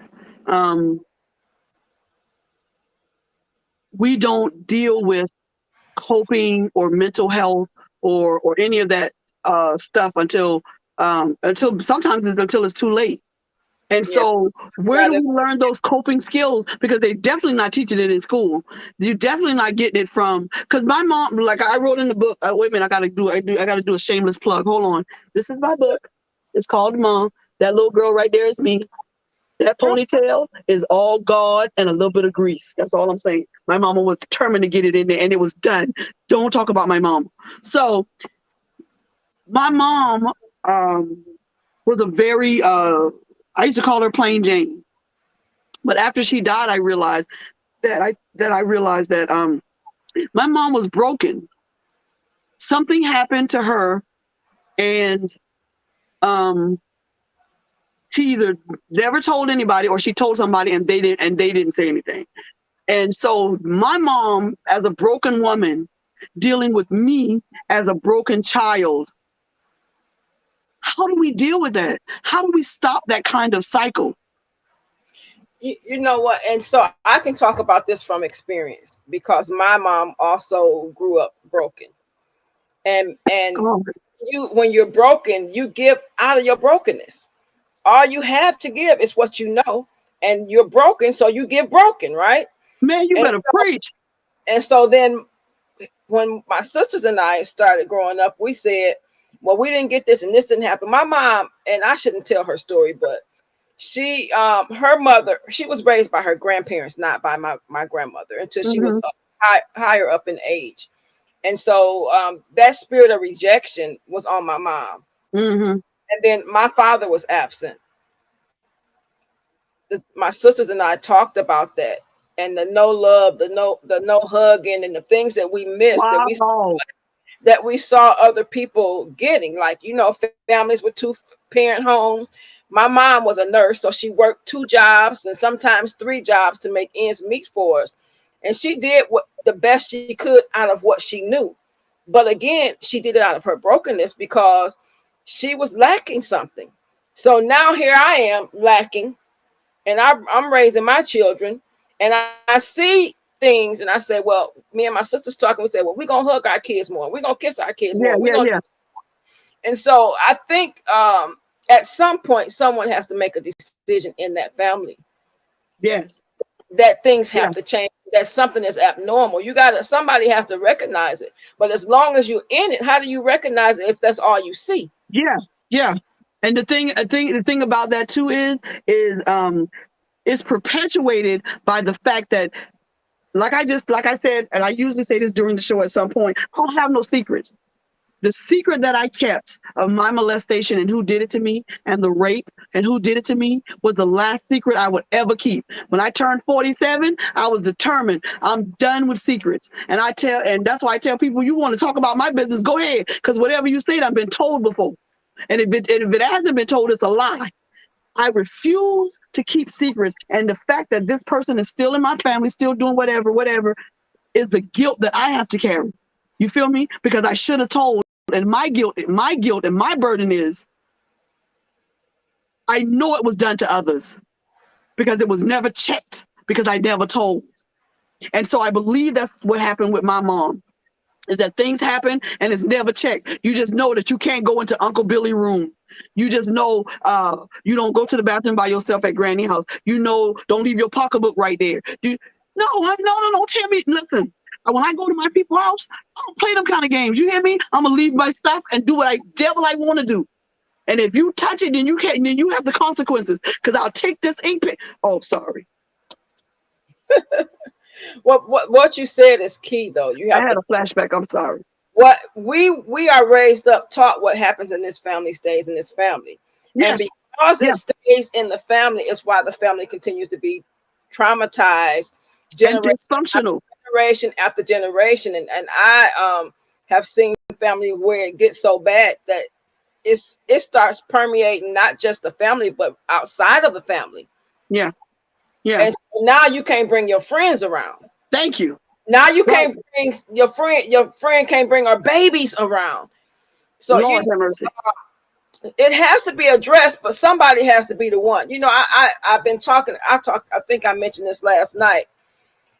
Our ancestors went through hell and high water to make sure that we had the freedom, that we were not bound in chains as slaves. Even though we're living in modern day slavery, we were not bound in chains. And we were not, yes, sir, master, this, that, and the other, and being separated and things of that nature, that we can vote. But some of us are going to have to take that role now, because there is still a need, and the need is not necessarily outside of our families. It's within our families. That somebody has to stand up and say something. And so I'm like you.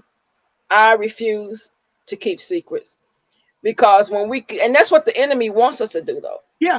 He wants us to keep secrets. There's the enemy between my legs. Stephanie, I can't think of Stephanie's last name now. I'll look it up.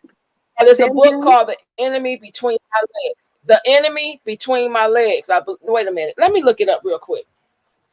But anyway, she wrote this book. She lives here in Michigan. She looking at Coco. Got it.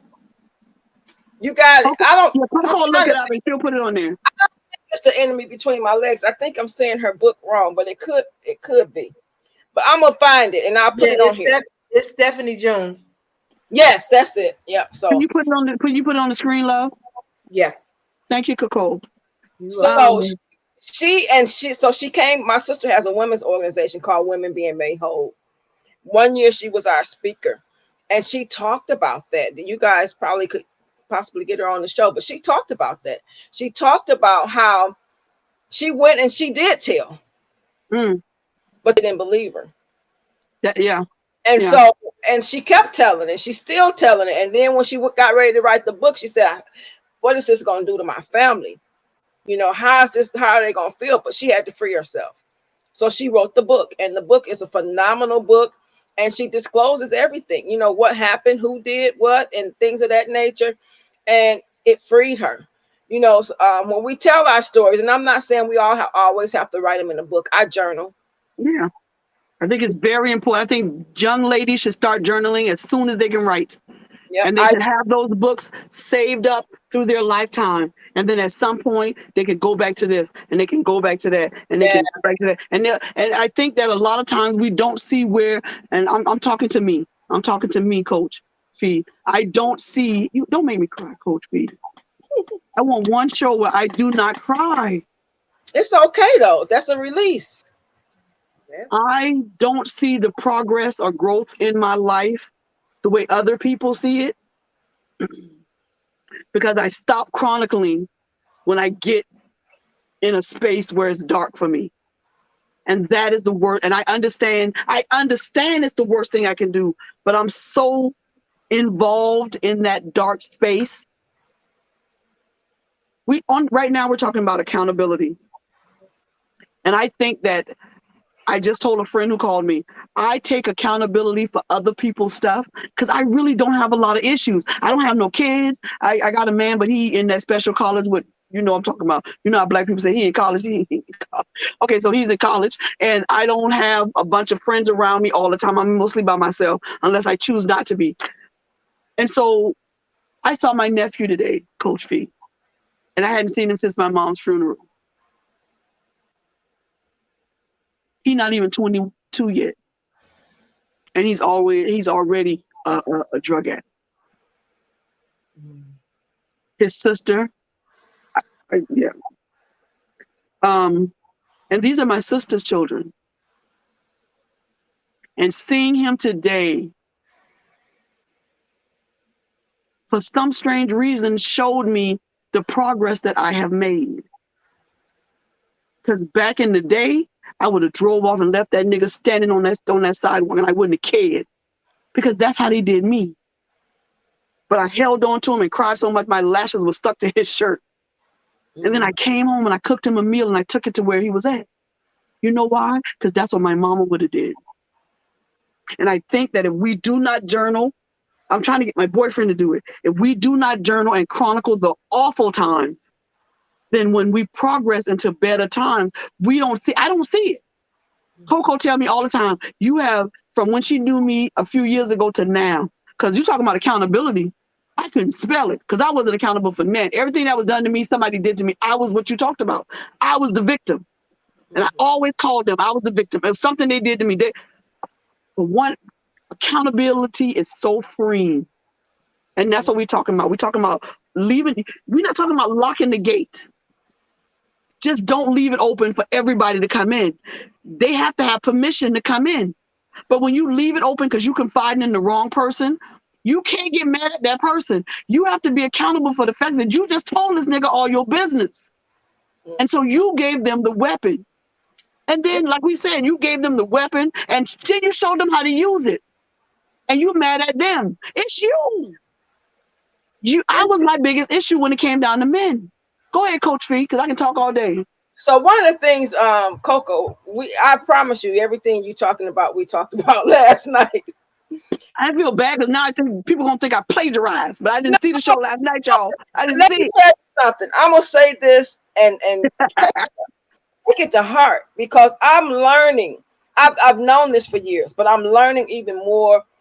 I'm a Christian coach, so yeah. I'm learning even more how God works. And he confirms his word over and over and over. And so he'll give you the same thing because maybe somebody else didn't get it. Right. Maybe somebody wasn't there last night that needed to hear it today. Or right. Maybe trying to get a word to me and Coco because we both here and we were there last night. What to continue, because we are in an accountability group together. Yep. So and here you are talking about accountability, but what we have to keep in mind is this. I used to own other people's mess. That's what the word I was looking for. I used to own it. Not anymore. Because why? I walked around in shame for years because I had been raped. I wanted people to think I was promiscuous. I got pregnant from my rape. So I wanted people to think that I was promiscuous. I'm like, I'd rather them think that than to know I got raped, because then, you know, it's all the stigma behind the mental health. It's the stigma behind being raped. It's what society has said. I don't care what society says anymore. I'm focused totally 100% on what the word of God says. And so if I sin, then I'm accountable for it. But if you sin, then you're accountable for it. So I'm not going to take that on me no more. And I remember my husband was cheating. He cheated so many times, I can't even count it. We worked in corrections, and one of the girls came to my office. Feet, let's go. I said, where are we going? We about to go kick this beat. You know, she was going off. And I looked at her, and she said, she down there in roll call talking about asking people, do they know you? And she messing around with your husband and this, that, and the other. I looked at her. I said, okay, I'm good. She was like, you don't want to go down there? I told her, girl, listen, I'm too old to be fighting over men. That's his choice. I'm not going to own it. And I'm not going to be ashamed because I didn't do anything. Right. We got to stop being ashamed of things that we didn't do. Yeah, we had no control over that. You raped me, but I'm ashamed. No, you should be ashamed. And if you're not, that's between you and God. Right. And that's what, Coach P, that's the thing. We're going to have to do another show on just that. The shaming of people and that victim blaming thing. That when I was raped in high school, it was all male policemen, and they kept asking me, well, did you let him in? And what was you wearing when you let him in? And this, that. I got another one for you on that one. Yeah, it's like I'm a sole survivor. Okay, so I mean, I think I wrote a blog, which I was going to post yesterday. It was a whole Facebook post, but I decided I'm going to make it a blog. But in that, I talked about that. Well, send it to us. Domestic violence situation, okay? And in this domestic violence situation, I had snuck while my husband was asleep, took the keys off his ring, put his keys back in his pocket. I was supposed to work that day. I called in after he left to go to work. I called in, packed all his stuff, took it out in the garage and everything. He didn't know till he came home to try to open the door that his keys was gone. So I didn't let him in. And I called one of the pastors and had the pastor to call him and tell him to leave me. So the pastor, he left, but he stalked me for years. And he came to my job. He came in rooms when I was in rooms with patients. I'm a registered nurse. And one day I walked out of my door. My kids were in the car. I had my back turned, locking my door. And I looked up and he's standing behind me. I jump over this thing to get off and try to get to the car. By the time I get to the car with my key, I couldn't get in. So the system is part of the problem. Yeah. All of this. Because police was riding down the street and I started screaming, help, help, help. They came back. And guess who they wanted to take to jail? You. Me. Because I wouldn't let them in the house. And that's how the perpetuation of the idea that women are chattel, and that we are just here to serve, is something that I don't know how we're going to begin to work on that, because it's so deeply ingrained. And the fact that people, let's be clear, the fact that white people have used the Bible as their own personal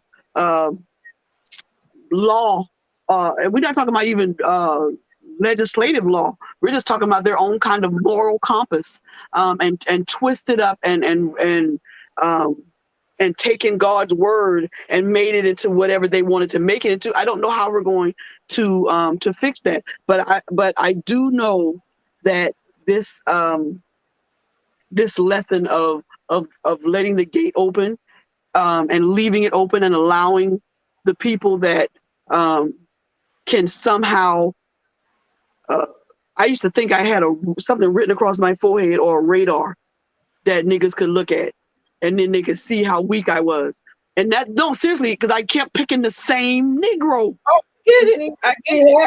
But see, half of the issue is this. When it comes down to people of the other persuasion, as I like to call them, They came up in families where incest is cool. That's normal. That's how they were made. Okay, to be honest, I mean, let's just be honest about it. It was cool. That's how they was made. They mama and daddy cousins. Well, I mean, that's You know what the I'm queen saying? of the queen of England. The people in England, the queen and all that. They just that boy. What is his name? Prince. Prince? The daddy. Oh yeah, Charles. The two boys left that kind of off too, but they still didn't. Not the oldest boy did it. Right. Them girls is their cousins from down the line. The person that stepped off of that thing was the one who married the black girl. But before that girl, Kate, whoever, that's his cousin from on the line. Yeah, Kate. The other girl, Princess Diana was the other they daddy. That was their cousin from it. So this has always been with them. Right. And now you got black women out here talking about, well, it was never meant for one man to have one woman. And they sharing, what did you do? I can't. That's another rabbit hole. Stop it, Coach V. We're not doing it. But see that the biggest thing about it at the end of the day is the reason why they bring it the way they do is because to them it's okay. Yeah. That's normal to them. Yeah. But that's the reason why you see all of this pedophilia in the Catholic Church. Yeah, but let me tell you, there is a congressman. He's been running for years, but he keeps losing. His idea is to make pedophilia part of everyday life. His idea is that his daughter, he should be able to do anything he wants to with her, and that the consensual age, look it up. I'm gonna find his name somewhere. And the consensual age of marriage should be 10, because children know what they want by then. Whether it's male or female, a man should be able to marry whoever he wants to marry, because the man is the head. Where you think he got that from? Right. He took part of the word and then twisted it around to what he wanted. He said he owns his daughter and his wife, and his wife said, yes, that's true. So he has the permission of his wife, who is just as stupid as he is, he's able to do anything to his daughter. So he wants it to become a law. But see, that's not the only one that's doing it. You got a judge that does that too. Yeah. Mm-hmm. There's a judge that they just now decided to disbar him and take him to Supreme Court because they know this stuff going on. They've been know this stuff going on. To go through. People at all levels doing this, and the problem is these are our lawmakers and law enforcers. I mean, but we have to look at the climate that we're in. I always talk about that, and I'm not one who turns on the news often. No. I'm not a news person, but the reality is everywhere you go, it's a rainbow this or a rainbow that, and different things. Coco, can you hear me? Yeah. Coco, take over for a minute. Gotcha. So, but there are like the sex spirits, sex demons, and things of that nature. They are running rampant and have been. Like before, people used to hide that kind of stuff, but now everything sexual is open, and for them it's okay, but for God it's not. And so I think we talked about that last night. Man's root laws of versus God's. Right.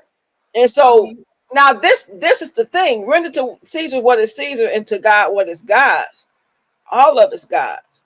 And when it's not lining up with scripture, then we can't do what Caesar say.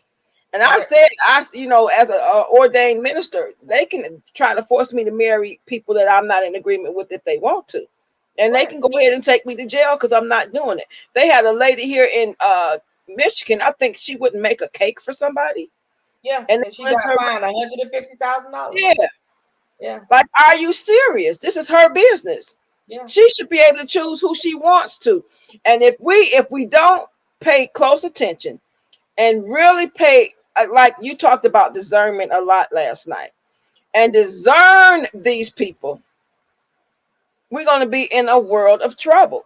And not us per se, but I mean the world at large. But of course, we are of the household of faith, and God is going to protect us. But there are some, like we think about back to biblical days, the apostles, they got hung, they got their heads cut off, they were put in boiling water. So don't think that can't happen again. It can. Right. And if not just the apostles. it will. Yep. Not just the apostles. Everybody. Remember what they did? Remember when they started killing the prophets off? Yes. So it wasn't just the apostles. They started killing the prophets off. The Christians, period. That's what Paul was known for. But that just goes to show. Now, if we want to talk about discernment, let's talk about Paul. Yeah. Paul knew that scripture backwards and forwards, in and out. But yet the very people that the scripture was talking about and called God's chosen people were the very ones he was killing because he didn't have spiritual discernment. So we can know that word, but if we don't discern what the Spirit is saying, we're in trouble. I wrote a paper on Paul. I'm like, Paul, come on. And you had to have a Damascus Road experience to realize you had to have your whole name changed, baby. Come on, you had to go through a whirlwind. I mean, the biggest thing for me is now when you look at what's happening, like I said, like we talked about last night, Revelation is playing itself out. At the end of the day, if you look at the 175 people that they caught that was trafficking people in the state of Florida, all of them were ex-cops, FBI agents. I mean, people that's supposed to be protecting people, but they were all a part of this big trafficking ring. That's what I said. How do you think they get away with any of it? How do you think the drugs? We couldn't bring drugs and stuff that is coming into our communities. We couldn't bring that kind of drug in the system unless some of them was helping. Right. They initiate all of this stuff, and so we have to be really cognizant. I mean, what are we doing? Right. At some point, like discernment, there's some stuff. I mean, I know common sense is not common to everybody, but come on now. I posted. I think I was able to share it. If I wasn't, I will share it tonight. Where somebody sent it to me in my WhatsApp, where Pfizer made a comment. The guy that's over Pfizer made a comment and said, "Yeah, by the year 2025, we had planned to wipe out 55% of the population anyway." And he just said it like it was nothing. Now he said we. So now when you sit back and you're telling people that COVID was released deliberately. I believe Monkeypox has been released deliberately. All of these diseases just didn't by happenstance come out. They were released deliberately. Absolutely. To wipe out a certain amount of the population. Absolutely. Population control. Right. And this is what's happening. So at the end of the day, if you're not understanding and you're not hip to, and you don't read and you don't research, because you can go back and you can research how when this stuff originally came out, how often they released it. They released a new disease every so many years. So many decades ago by, everything cool. Then you got a decade that pop up, it kill a whole bunch of people, and you trying to figure out why. It didn't just pop up. TV. But you know something else too? I think it got out of control this time. I think it got out of control because some of them ended up dying. And so you know what I'm saying? And but now they're trying to counter that by the Roe versus Wade thing. Right. They want to kill off some of us, but they still need people to come back later. And you know what? It's just think about it like this. When you at a job, at some point they want the old people to leave because they have got complacent. They could be a problem because they know too much. They want to bring on some new blood that they can train and teach to do the things that they want them to do. That's what this is all about. Right. And listen, I'm a registered nurse, and when I started hearing this stuff, I'm like, so what's wrong? Is what they taught me 30-something years ago in nursing school wrong, or is what they're teaching now wrong? None of my family is vaccinated. Right. We didn't trust it. And now look, and when I say my family, I mean my immediate family, my children, my grandchildren, and I. Some of my siblings are. My father is totally vaccinated, so is some of the other people in my family, and boosted, and still caught COVID. Oh yeah. And when I caught it, I was the sickest, I will admit. But some of them were almost as sick as me. It just didn't last as long as mine did. But now I have natural immunity. And this immunity that they gave them is not natural. And it's not real immunity because every time you look up, you got to take another booster. Right. Right. And I have a cousin that's fully vaccinated that has caught it 4 times. You fully vaccinated. Why are you catching this off? I mean, your system ain't good yet. Like, you know what I'm saying? Like, if this vaccination was supposed to do, why are you so susceptible to it? And so, yeah, so let me say this. I went to several classes and trainings with the CDC, Wayne State University, which is like a big medical center, medical school here, and the CDC, and different pharmacy, high up pharmacy people. And all they could tell us is they didn't know about a lot of stuff. And it's funny thing is this. Wasn't a lot of African American people on there, but I was really close with the lady at that's over part of the Wayne State University infectious disease program, because she used to come to the jail a lot. And so the problem with that was everything she sent me, I take. It's free. Right. I get my CEUs for free. So I'm like, shoot, she got a class, let me take it. Wasn't a lot of us on there, but they were talking about us.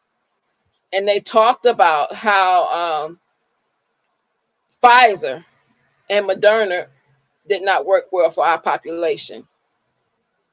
Didn't work well for our population. And it talked about their studies and how their studies did not have a large turnout of African American people. And that Johnson & Johnson had a large turnout, not just in America. They did all of the world, including Africa, a large population of African American. They had no deaths and they had better results. So why do you think they got attacked and all of a sudden having people with blood clots and things of that nature? Right. Now, I have one sister that took the Johnson & Johnson vaccine. Her husband has had it twice. She didn't get it. She got it the first time because she wasn't vaccinated. They weren't even offering vaccinations the first time. But the last time, she did. Everybody around her, she went to my mother's birthday celebration. Everybody around her was sick, but her. She didn't get sick. So even with these vaccines, we have to be careful. And if Pfizer said that, I totally believe that that's what they did. I hear a whole lot more things on Clubhouse. They have different groups on Clubhouses talking about it.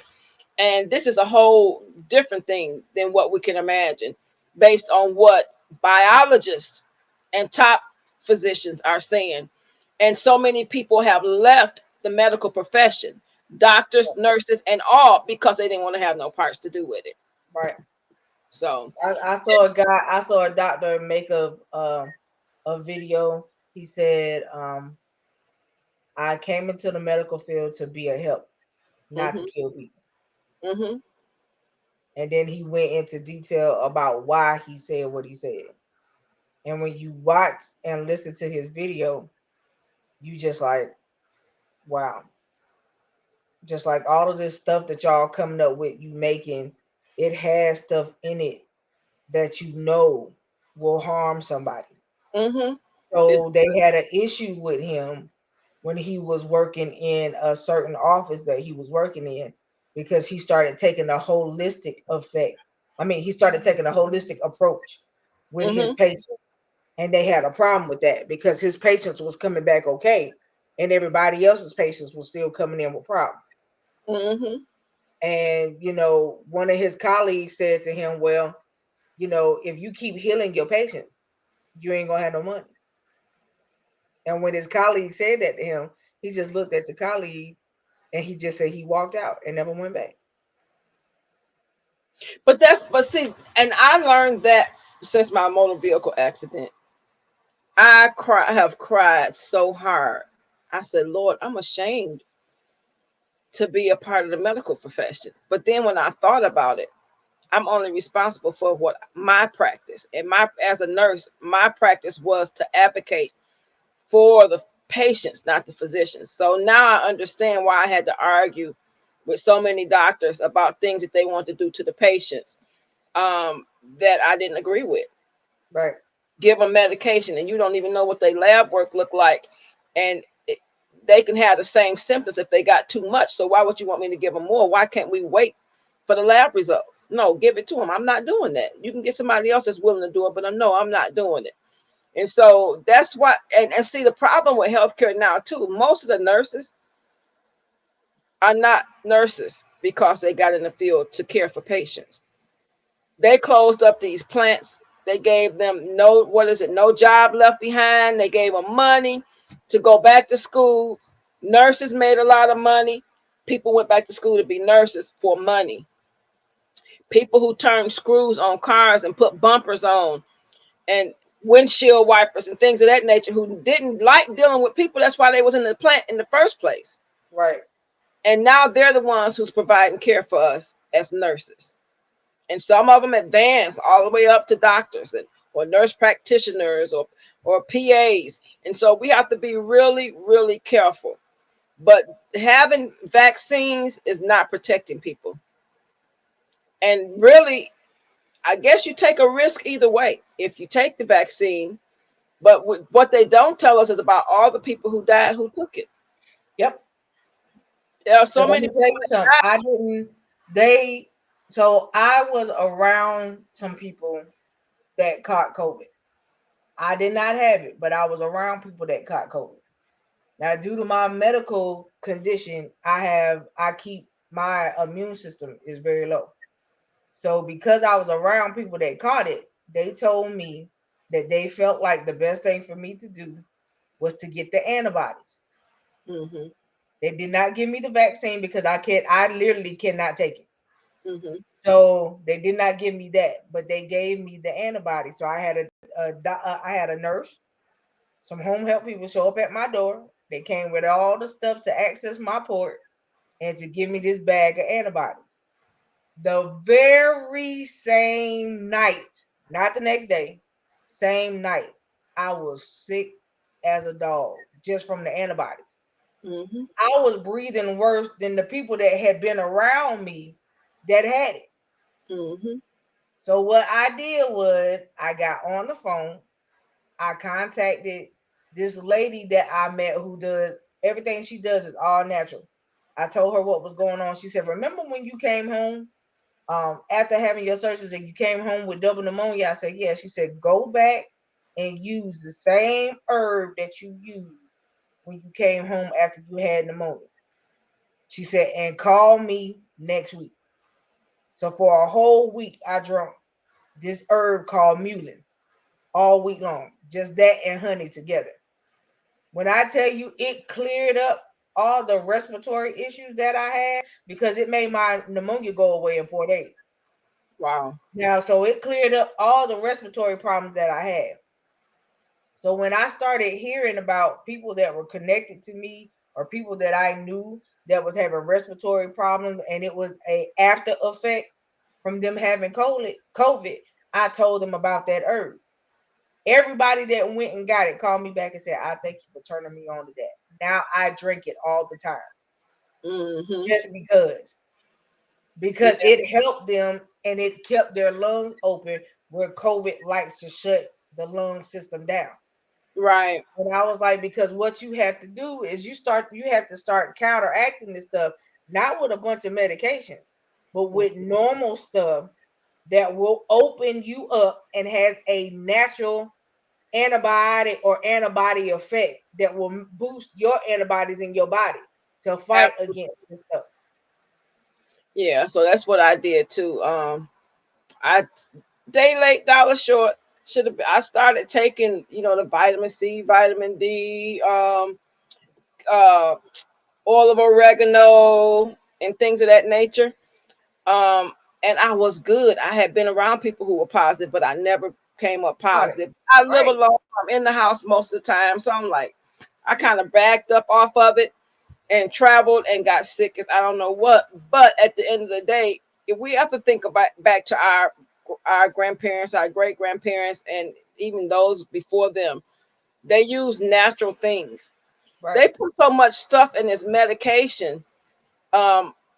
You have to be really careful with it. Like, it's a lot of stuff that they have given me. I take one dose and I'm like, oh, I can't take this. Put it on my allergy list. I can't take this. Well, what kind of reaction did you have? I didn't like the way it made me feel. Yeah. It made me do this. It made me, like, you look at the list of all the things that medication can do to you. And some of it is bad as just going through the disease process. Right. And so you have to be really careful with the things that you take. And so back to all of this is still talking about discernment, because you got to know what to take and what not to take, what's good for you and what's not good for you. And when you, and sometimes like you say, the first dose, immediately you knew, like, I got to do something. Right. You know, you got to be ready. You got to be alert at all times and be ready to move when it's time to move. I see that she said to her daughter, well, I'm vaccinated and caught COVID. My daughter caught it twice and she was vaccinated and boosted. Yeah. This stuff ain't working. And when you tell people you still talking about you finna run and go get it because you got a job that tell you you can't work for them if you ain't got it. Okay, well then I don't want your job. Listen, you're not finna kill me for me to try to make $1. You got it. Listen, we got to choose life. It's just like I said earlier, we have to choose life. And sometimes choose life means going against the grain. Right. And when I say our ancestors went against the grain, some of us are going to have to go against the grain. And I will say that I was really upset because I made an actual complaint about it because I got turned down for a government job because I refused to get the vaccine. Yeah, I was like, but look, Coach, the kicker to it is I never had to go in the building. I'm working from home for you. And you tell me I'm not gonna be around nobody. Right. Why do I have to be vaccinated if I'm gonna be behind in my own door, in front of my own computer? I ain't never gotta be around none of y'all. But y'all do know you can get a waiver, right? For what you mean? You can get a waiver. Now you said you can't take the vaccine because of medical problems. 2 reasons why you can get a waiver. You can get a waiver for medical reasons. Your doctor just have to write it. Or you can go to the health department and get one for religious reasons. They can't force you to take those vaccines. You can take a waiver. Right now, they have not stopped us from having our religious rights, and you can use that. Okay. Because ain't nobody never mentioned it here. Yep, you can get a waiver. I did them at the health department. Okay. It's a whole lot of folks. What do you call them? But from the other persuasion? It's a whole lot of folks from the other persuasion whose kids have never been vaccinated. They sign waivers. Right. So if I could do that, that's wonderful for me. Get a waiver. Get a waiver. I had the same problem. The feds offered me 2 jobs. The second one, they ended up going with somebody else because they couldn't get my paperwork done. But I sent you the paperwork and I said I need a waiver. So what's the holdup? Right. Now they say, oh, well, your doctor got to fill something out. I'm telling you medically I can't do it, but I have religious reasons too. So you want me to go get a religious waiver so I don't have to involve my doctor and go pay for an appointment for that? I can get a religious. Right. It's just a bit much for me. You good? Yes, that's my phone call. Oh, okay. Oh, yeah, it is after 9, ain't it? Yeah, it came a little early. Yeah, so I mean, at the end of the day, I'm not doing that. If you telling me that you gonna hire me on to work in my own house because I won't get vaccinated, baby, keep your job. I feel the same way. I do have a little fixed income, and baby, I'm learning how to work it, baby. You hear me? That part. Today, I'm gonna work it, and that's why I got an insurance. I'm like, oh, I'm not going back in the field right now. Maybe I won't never go back because in insurance, I can sit right in my house and do everything on Zoom. Do everything you got to do. Yep. So hello. I ain't worked in the office in 14 years and won't go back one. That's right. But we need to get, so that's a whole nother show, as sis say. That's a whole nother show. Because at the end of the day, we need to be creating, and that's what we're doing in our accountability group. We need to be creating our own wealth anyways. We need to go back to opening up our own things and develop in another Black Wall Street and all of that. We need to recreate what they have stolen from us and torn. We built this nation. Right. And I think that's where the disconnect come from, because it's not really a nation. It's just a bunch of different states on the same piece of earth, and they all doing whatever they want to do. This That's thing true. about I see that we've gone from something else on to something else, but that's great. And thank y'all. Coco knows how my phone call is. But I think that we have forgotten that this is not a state, a nation. It's a collection of different states with different ideas. They done decided that you can't even have, you don't have no rights on your own body. It's old men and old women with who eggs done cracked, broken, dried up. That's Right. making all these decisions on people, and white people are crying because they happy to whatever. But when it all comes down to fear that they're going to be the minority, and the fear that we're going to do to them what they did to us. But if we was going to do that, we would have been did it. It is not in our nature. And I tell people this all the time. We were created first. And because we were created first, we got the full brunt of all of God's love, which is why we have mercy on these people who have done all of these things too, because that's what we made out of. We made from pure stock. Honey, y'all was beating each other in the head and still walking on your knees and hands when we was down here creating banks and money and roads and waterway. We was doing all that. Y'all was up in the Caucasus Mountains still grabbing women by the hair and yanking them into the woods. So please, don't get me started. You know I don't do non-melanated people very well. I just do not. Because if we talking about going back to trust and all that, I know everybody not the same, but I do know this: if something pop off, they're gonna go where it's safest to be at. You can wear cornrows and get dreadlocks and marry a black man, all you want to, but if it pop off, you're gonna go where you think it's the safe place to be, and you think the safe place is gonna be over there in the Caucasus Mountains.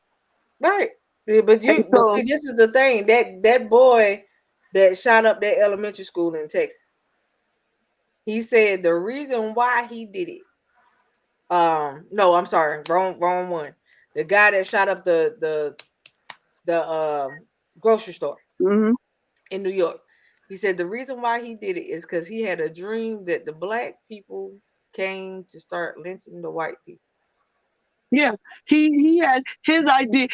Listen, people laugh at Trump and all this stuff, but that man is very powerful. Yep. He is powerful because he's charismatic, and he has learned how to take a lie and make it the truth. And he says what most white people have been thinking and saying quietly in little rooms for years. And because he can do it, he does it out in the open. Everybody else thinking they can go it out, but I'll tell you this. And I'm gonna say this with all the gumption and the foolishness that I can listen. You see this shirt right here? This shirt says uppity Negro. You come at me with the foolishness, I promise you. Look, a few people in Charleston have learned. Don't play with me. Look, I've only had an encounter with Karen once, and I won't have another one. Listen, guaranteed. And I was saying that lived in this neighborhood. God brought me back to God brought me back to the neighborhood I was in when I ran away from him, and put me on the same job I was on when I ran away from him. I'm in the same neighborhood. I was standing at that bus stop right down there when a boy yelled nigga and hit me in the head with a brick. He just threw it out the car. And I went home and blood was gushing everywhere. I think it must have a picture of it somewhere. And it was the first time that I had been physically hurt, because I had been walking down the street. You hear Black B and this and Monkey, and that's where Uppity Negro came from. Because when I started driving trucks, I have been called every word attached to the word nigga and monkey that you can call it. And I took it at first because people say, it's dangerous. No, it ain't. No, it ain't. Meet me at the next truck stop. But before we get there, I'm going to go off my route on this CB, and I'm going to follow you for the next 20 miles. And I promise you, I'm going to talk about you, your mama, the fact that your daddy is your uncle daddy and your mama is your auntie mom. I'm going to talk about their relationship with the cat under the porch. I'm going to dog you. When I say I'm a dog walk you, I'm a dog watcher. I had a man crying like 20 miles of me nonstop. That's what you get when you call me a monkey driving. Because if you continue, and the thing is, why we always got to be on our best behavior? I'm not understanding that. Why I always got to have manners? Because you were one acting a donkey. And if I choose to ride the donkey through the store, then let me ride the donkey. I don't understand why we always got to be the ones to keep our man. You don't want to be known as the angry black woman. First of all, I don't give a crap what you name me. My mama said Barbara Ann White. That was it. Now, whatever else you add on that, that's on you. So I don't care what you call me about being an angry black woman and all this other business. Call me what you may. But I bet you I get my point across. Because that is the problem why we have Karens and Ken and Lil Tripper. It's because we do not stand up for ourselves, and we always got to be the one with manners. I rebuke the demon of manners, and I'll tell people quick, yeah, my mom gave me good manners. She taught me real good. I don't have to use them on you because it's my choice. And I hate when people make their children say, yes, ma'am. I hate when people make their children say, no, ma'am. I hate when people tell them, go shake his hand. Your child knows something you don't. They don't want to be around that person. And you forcing them to give auntie a kiss or give uncle a little nudge or give them a hug. I never force my nephews and nieces or any of my children I care. And I did daycare for 25 years. I never forced them to say yes, ma'am, or no, ma'am. But eventually they said yes, ma'am, and no, ma'am. You know why? Because of respect. I earned their respect. Respect is earned. It's different with your own children because that is a given. But when these are not your children, you have to earn respect from people that are outside of your little circle of family. And I earned those children respect. And I earned their parents respect. But to force a child to say yes, ma'am, and no, ma'am, and all that other stuff, listen, that ain't manners. This is you forcing them to do something they don't want to do. Because like I said, I have seen a nigga rob somebody, and the whole time he was yes, ma'am, no, ma'am, yes, ma'am, and took all that lady's stuff. So you can say whatever you want to out of your mouth. And I'll tell you this, like I tell everybody else, somebody know you were in real life, and you were in real life a thug. Yes, ma'am, and no, ma'am. The girl at the store told me my nephew was the sweetest or whatever. When he got in the car, everything rattling. This nigga done took some of every cookie, chip, and he yes, ma'am, her to death. So I don't talk about children that much because I don't have any. And people who have children have a tendency to get kind of uptight when you talk about children and you don't have any, because obviously you don't know anything about raising children. And so I try to stay away from that subject. But I'll say this, like I said earlier in the show, they not your friend. Your children wasn't born to be your confidant. Your children wasn't born to listen about your troubles with your husband or your boyfriend or your other significant other with your liquidly sexual self. Your children were born as a gift to carry on whatever God created. And the only way to procreate, to carry on any species is to procreate and have children. So how the hell is you a liquid sexual? I can't do this show no more. I quit. I looked up that liquid sexual. I'm like, okay, never heard of that. It's called fluid. It's called fluid. Yeah, I just looked it up. And you float between all of them. But I tell you this, you can be on the water and float all you want to. Your body gonna lose its buoyancy, and you're gonna get tired of trying to hold yourself up, and you're gonna drown, and you're gonna die. And I'm not gonna tell you where you're gonna go because I have no idea, because I can't put you in either or. But I do know this: when you get there, you better remember which one you was born.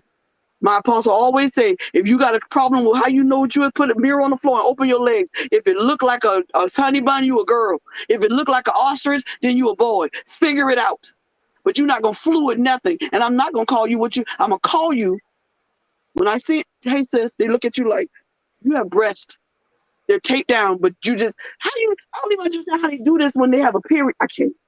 Just forget. That's another show. I promise we're going to have that show. I can't do it right now. But what we talking about, accountability. And, so we're talking about what you talked about, who left the gate open. We're just talking about different areas. That's all. Yeah. And so we just got done talking about COVID, because that's a whole nother thing where you got to be accountable, and you got to still have discernment to know what to do in this season. Yes, Tara. All these tricks and things that they're coming up with, you got to really be close to God and know what to do and what not to do. Yeah, you got to. It's so much misinformation.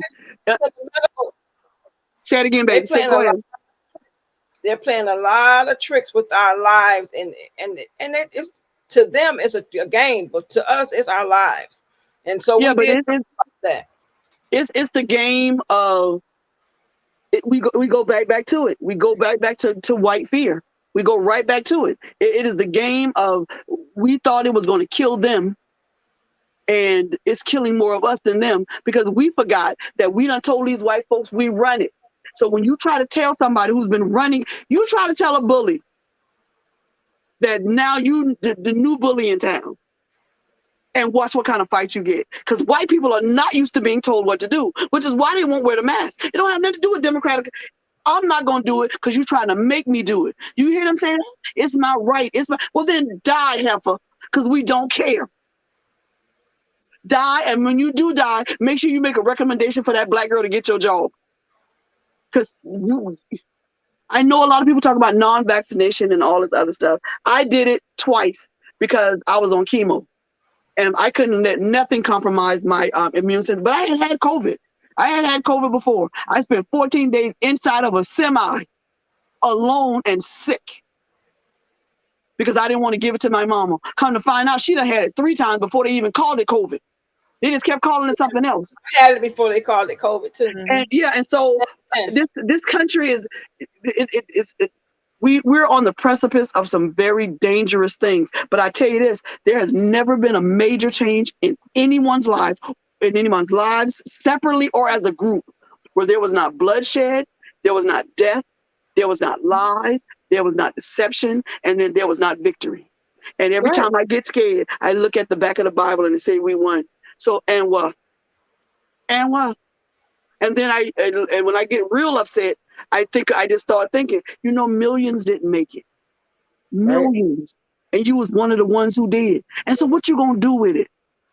You gonna get on this platform and talk about what they did on the Real Housewives, the real whatever that thing is, or any other reality show, which I don't watch, or you gonna get on here and you're gonna be transparent enough for somebody to understand that the journey that they're on, they are not alone. Somebody else on that journey. You just don't wake up in the morning, all of a sudden your journey over. Stop telling people there's 5 steps. Yeah, you took 5 steps, but did you tell anybody that you got stuck on number 3 and you've been on number 3 for 4 years? And then you finally went to step 4. Stop telling people that because they feel like where they want to go is not attainable, that is not reachable. Stop it. Yep. And I'm gonna tell you my journey as painful. Sometimes I get off of here, sit in the middle of this bed, and I boo-hoo myself fool because because I'm released from whatever God told me to do. And I said exactly what he said. And you can talk about the cuss words I use. You can say that all you want to. My message got across. I bet you when Peter cut that man's ear off, the message got across, didn't it? Jesus had to tell everybody, oh, y'all come back. Y'all gonna arrest me now. Because don't tell me them niggas ain't run off. Peter cut that. Did he get it? He got his message across. Right. And so my message gets across. I'm working on the cursing because ain't no way nobody gonna invite me to they little things or whatever. If I curse, because some people is just so holy that they ain't no earthly good. And I can't, and you really just can't do nothing with them. But if they're gonna take me to not curse, to get into the avenues that I have to get into, then I will do that. But I will say this. Is it better that you hear me say what I say, or I do it in secret and come out here and pretend that I'm somebody else? No, be you. It takes what I see people cursing. I hear, like, honey, I done heard some preachers. It takes too much work to pretend. And so would you rather me publicly be me? Or would you rather me just do me and there? And no, I'm just saying, it's just because that's what people won't invite me to their little functions like churches or whatever because of the things that I say. No, I tell people all the time, when people come around me physically, I notice them always trying to catch their words. Like before they say it, they be like, and then if they say, they be like, I'm sorry. I be like, what are you apologizing for? Be you. But Coco, I know why they do it, but I just be like, be you, because I'm not that type of individual, because I know me. Trust me, I love the Lord and all his precepts. But if you piss me off too much, I might say a couple of things. So I'm not gonna tell nobody that. But this I wouldn't tell nobody that at the end of the day, because I know me back in the day. So I tell you, be you. I don't want you changing who you are to be around me. Be you. I agree with Tara and Caramel Latte. Y'all exactly right. But I'll tell you this, and I'll say this again. You're gonna get tired of hearing me say it. Somebody know you in real life. Yeah. So you can pretend and be all you want to be, but somebody watched you paint that red on the bottom of them shoe that you got from Payless. Being disingenuous is just like trying to remember a lie. Right. Preach, Coach Feet. Right. Listen, I don't have time for that. I'm sorry. That's what I'm talking about. I can barely remember people's names. Listen, love me, don't love me. It's okay. Maybe you're not a part of what God is. God don't want you in my environment. If you can't handle me, you're not a part of my tribe. It's okay. First of all, I can barely remember people's names. So trying to remember the lie I told is not gonna work. I barely remember folks' name. The guy told me his name today. Who drive the truck? The guy I work for now. He told me, and the second I got in the truck, I forgot. I just literally forgot that. So I just call him Big Baby. Either answer or don't. I got a nickname with me. If I can't remember your name, you got a nickname. I was Right. Coco, because trying to remember Carmaria. No, I wasn't gonna do it. No, that is Cocoa. and when I don't like her, that's Coco Melon. But that is Cocoa, and the only time I don't like her is when she is prophesizing to me and I don't like it. I may not talk to her for a couple of days after that, but I always come back. I want to speak to what you said earlier, though. The Bible clearly says we die daily. So what we cannot do is try to force everybody to die instantly. That's it. Go see. We can't do that. We got everybody's journey is not the same. I talked about this last night. Some of us are going to pray and say, God, I don't want this taste no more. He's going to take it from us. Right. Some of us got to go through the process. Right. It's just that simple. And so we got to discern even that. Which one am I?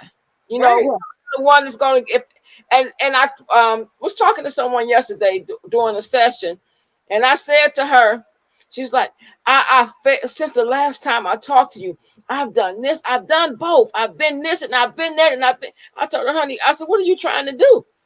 I said, you can only eat an elephant one bite at a time. You better say so. Stop trying to do, I got to do this for the rest of my life. Start with 15 minutes. Yeah. When you conquer the 15 minutes, go to 30 minutes. As long as you and God know you are better you and you trying and you're really making some progress, don't worry about what nobody else say. And some journeys are done just that way. They're done minutes by minutes by minutes. And when I get into a place where I cannot control this and I cannot control the rage, and I'm gonna be honest, just be mad at God. Just be mad because he's not doing what I want him to do. I want him to take this away. But he told me when I first got diagnosed, he told me, you're going to go through this. I'm not taking it. I'm not going to bring you through. I'm not going to pull you out. I'm going to bring you through. So I have to go to the end of this journey. And I know that. But it doesn't negate the fact that I get angry. And people want to admit they're angry with God because they think it's blasphemous. It's your daddy. Yeah. You're not never mad with your daddy? Yeah, then good for you. You're a saint above saints, and you need to go home. You need to ascend to the Father. Not only have I been mad at God, but left the church for 2 years, and when I finally came back, I was so grateful that he didn't let me die out there. But let me tell you, that's what I did when I went in that truck. That's what I did when I went in that truck. That 4 years in that truck. When he told me I would have that the God was calling me, and they licensed me as an evangelist, I went through the whole program. I said, I bought, and I'm not a tennis shoe person. I bought my first pair of Nikes. And I hopped and I went to wherever I could get away from them the quickest. And I ministered more out there than I ever ministered when I was being ordained as an evangelist. Mm-hmm. But look what he did. He brought me back to the same old ratty, stank neighborhood. Put me on the same job where they would take me back in a second. The girl called me. They said, it's so quiet in here. It's so quiet. We can't. It's not the same without you. I say, I don't see my growth until I look back at and I'll be honest with you. You want to talk about transparency? Till I look back at some of the suicide notes I wrote in my journal. Mm-hmm. That's how I know that I have grown and because people say, oh, it's just going to grow. Don't tell me that because I don't care. I was sitting on my locks. I loved them. They made me feel pretty. They made me feel like a woman, and they made me walk into a room and And now when I walk into a room, I have to catch myself. I have to catch myself from looking down. I have to catch myself from looking at all the women and their boobs and they looking so pretty and they look like women. And because I think not having children affected me differently, and probably other people who don't have children and had breast cancer, because my body was my feminine. You understand what I'm trying to say? Because having children is that woman thing that we do because God ordained that. But when I could not do that particular thing, my body was the epitome of feminine to me. I had the hair, which means I had the covering, and I had the breast, which means I could nurture, but I didn't have to do it with milk. I could still hold somebody and comfort them. And now when I hug people, I step back. It's like, I don't know. It's like if they feel that, they'll be disgusted because I can see it. They can't see it. And I'm just being transparent. I'm just telling you the journey that people have to go through. And then they skip over all of this. And now you preaching and you got this big old church and you ain't telling everybody that, yeah, it was 12 steps. But nigga, I was stuck on 7. That forgiving myself thing. I was stuck on it for almost 8 years. You don't tell them that. You just tell them I went through the 12 steps and this is what God did for me. I'm going to give you the 12 steps. Now they stuck on 3 or 4. And they trying to figure out, well, God must love you more than he loved me because I can't get over 3 or 4 because you're not giving the journey. You're not talking about the process. And that is what this show is about. It is about journeys, processes, accountability, and being who you are as genuinely as you possibly can. But see, there are other stories I could tell. Go ahead, baby. I'm sorry. The biggest thing about that is you got to think about it. When people go to AA, you got 12 steps. Right, but the first thing a sponsor tell you is that the 12 steps are lifelong. Yes. That there are parts of your life where you will go back through every step all over again. So it doesn't mean that just because you went through the 12 steps once, don't mean that you won't need them again. Right. Absolutely. Right. And I believe it's that way because it's gonna make you pray. It's gonna make you. People say don't question God, but why would you not question a person with all the answers? What the devil is you talking about? Why would you not question the person who got all the answers? Right. People say things, these little cliche things. You know which one I hate the most, though. You know the one I hate the most. The table. What they're gonna bring to the table, and I am the table. Oh, girl, I don't know who made that up, but I would really love to hit them in their throat. No, feed. First of all, I really want to hit them right there where the Adam's apple. I want to hit them in their throat because you done got people saying stuff because it sounds incredible. Do you know what people do at a table, Coach? Which is stupid, though. I mean, that to me, it's a stupid thing to say because first of all, if you say what you bring it to the table and I am the table, but when you look at let's think about the table as being a Thanksgiving feast. But when you walk in and look at the stuff that's on the table, ain't none of it edible, baby. Your table, I don't want. Second of all, nothing on your table do I want because none exactly. Of it but the second thing is this. The other thing is this. You talking about these are women saying this now. Right. Women, not niggas. Right. So I'm sorry, Coach P, if you don't like that word. I just. Yeah, but you listen. Don't worry about it because my grandson told me that they retired that word. And I said that was their choice. That wasn't my choice. Yeah, so whatever. Yeah, they retired that. But did you pay your child support? That's all I'm saying. Okay, never mind. That's another show. So you talking about a table, and then you asking a man what he bringing to the table. First of all, you shouldn't have built your own table because that's not your job. So what he brings to the table, no. He's supposed to bring the table. So you need to understand, you need to make sure this nigga can build a table so that you can put the sustenance on it to make sure that he feeds. I told my friend this in the truck. Men are hold an umbrella. It's like a corporation. So men hold the umbrella. Under that umbrella, he makes sure that everything stays dry, no mold grows on it, everything stays the way it is. So that includes the children. He's under that umbrella. So it ain't what he can bring It ain't what he can bring to the table. It's his umbrella in the way that it's supposed to be, or did it flip up because the wind blew and it ain't strong enough? You need to make sure this nigga can build a table so that you can put food on it as a woman. I was just saying that these new millennial niggas, these women with this iron cooking, because I work hard. Oh girl, I work hard as he do. Right. You can't work harder than a black man. You know what he got to put up with? Right. He got to put up with women, white people, being associated with every thug known to man because of the way he dressed, because he chooses to dress that way. And lastly, he got to put up with fluidly sexual people. He don't know what the devil he talking to. And you mean to tell me you work harder than he do?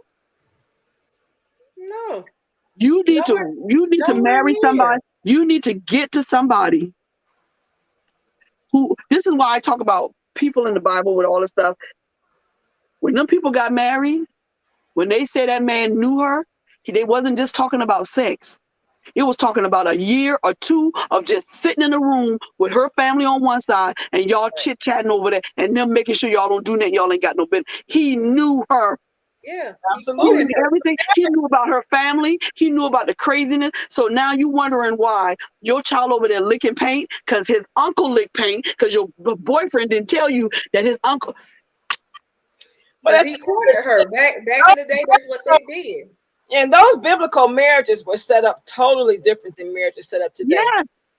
The ceremony was the end of the marriage. Started long before the ceremony. Yep. Long before the ceremony. And we Lord, that's like, okay, that's another subject. Yeah. Yeah. So at the end of the day, we don't even want to go to marriage counseling now. No. Because we want to do it our way. We don't want to hear no truth. What you mean? Yeah, we don't want to hear the truth. They went through all these stages. If we look in the Bible, they went through all these stages. Yes. The ceremony was a celebration at the end. Right. That's why Joseph said he was going to put Mary away privately. They hadn't had no ceremony yet. Because had they had a ceremony, he would have consummated the marriage. Right. You see what I'm saying? So that's the reason why he said, I'm just going to put it, because she was already considered his wife. Yeah, because they had the promises. The promise was made. The money was paid. Yeah. And the dowries was paid. Y'all married.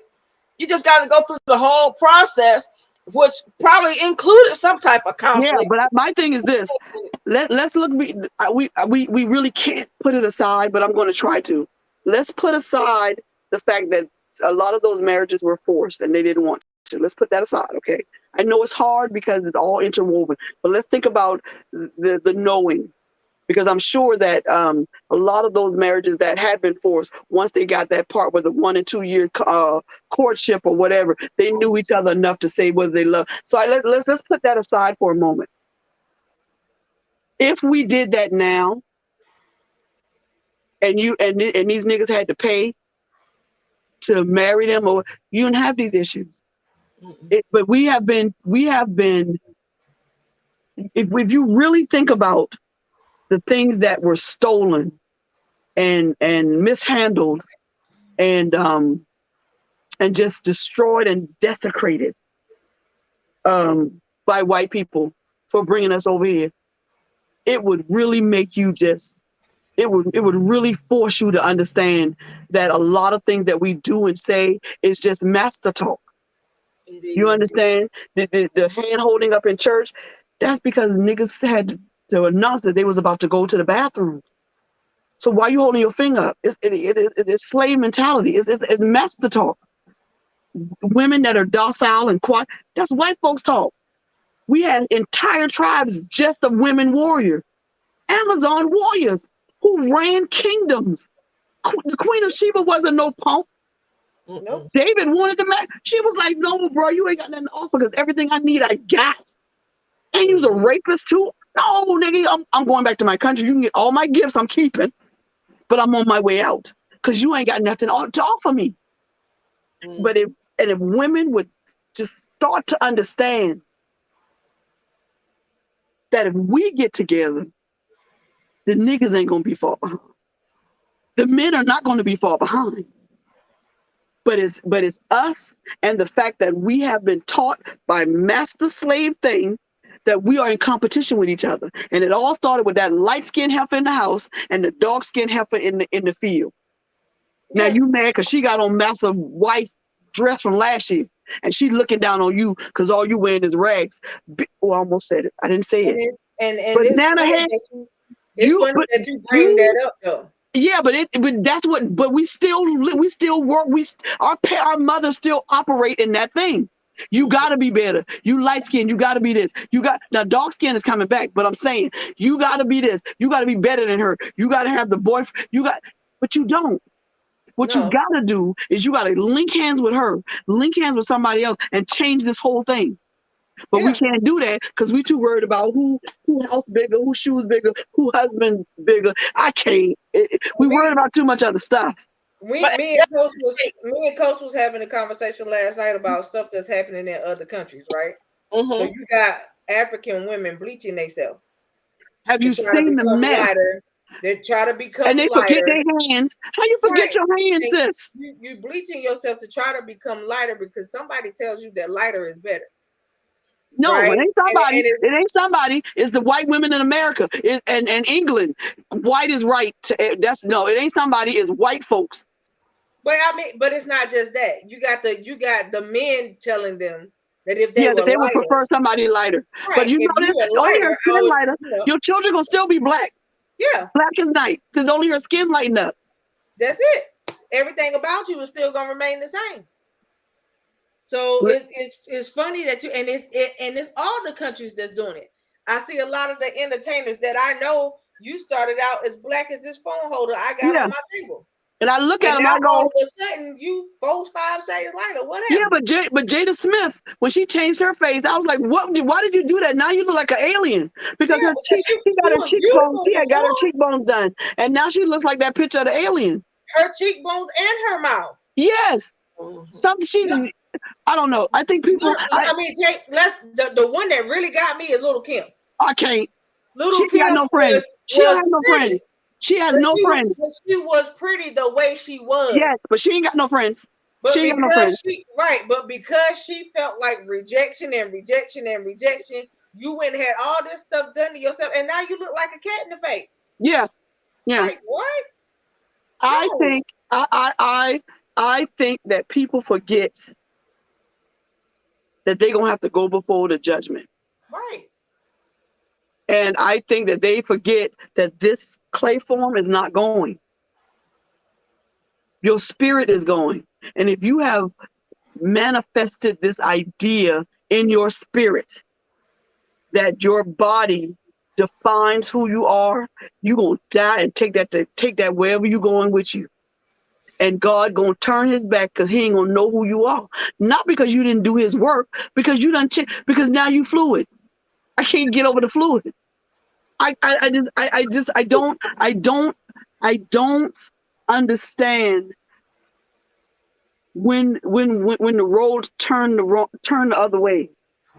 Like I don't understand when it became popular to be openly just openly as a homosexual. I knew my cousin was gay. He was my favorite cousin, but all I knew is he wore eyeliner. He was very discreet. It didn't become popular until Obama. And yeah, that one law he did with the marriage thing, we just disagreed on that.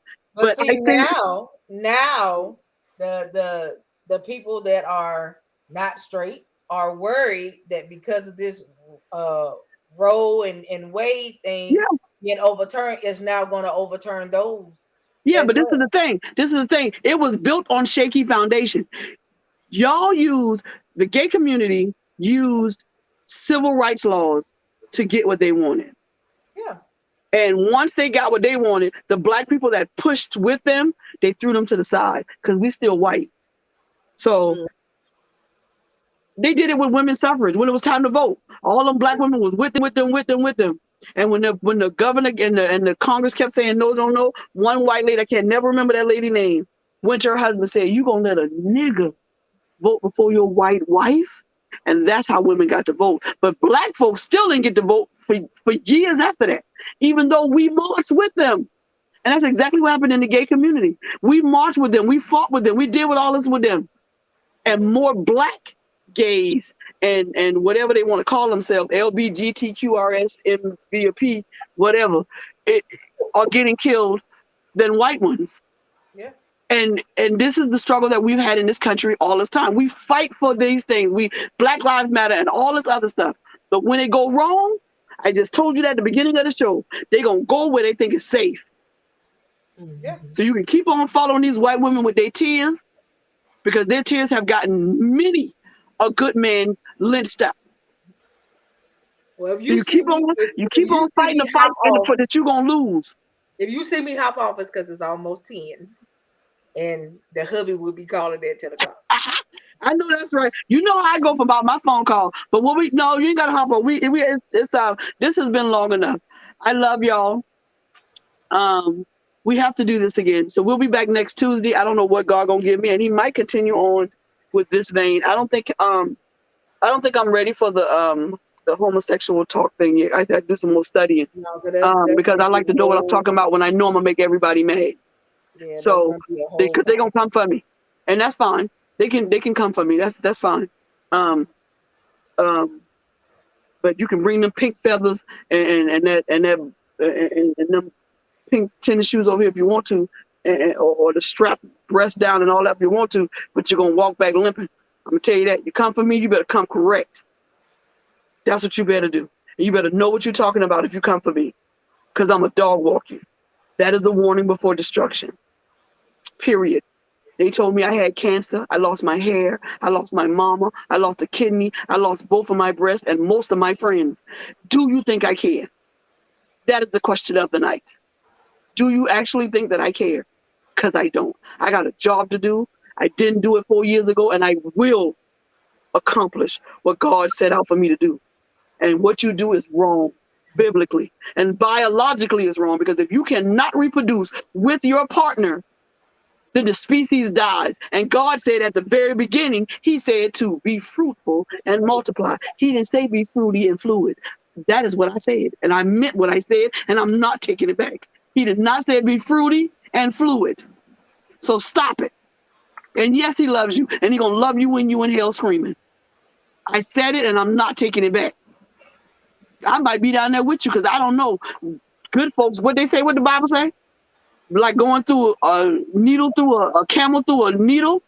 So I don't know if I'm going. But I do know this. What is wrong is wrong. And if you wrong biblically and you wrong biologically, come at me. Because you're wrong.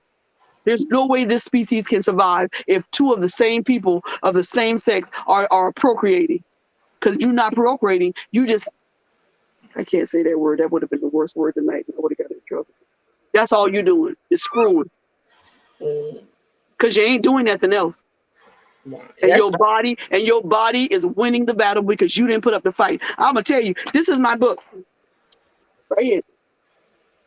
Right here. And somewhere in here, it'll tell you that the first person I fell in love with as a girlfriend was a girl. Because I did not like men, because every man that I knew, all they wanted was to do things to me that you're not supposed to do to little children. Mm-hmm. And I thought that that's what I wanted. But I put in the work. Because I knew, well, out of all the other things I knew I was going to screw up on, something was going to get done right. And it is a struggle. And I'll talk about that struggle one day. And I'm not ashamed of it. I'm not ashamed that sometimes I'll catch myself looking at a woman or whatever. But I bet you this, Bobby sit up in that bed, put her feet on the floor and say, B, and she don't mean Bobby either. B, get yourself together. It is a fight with your flesh.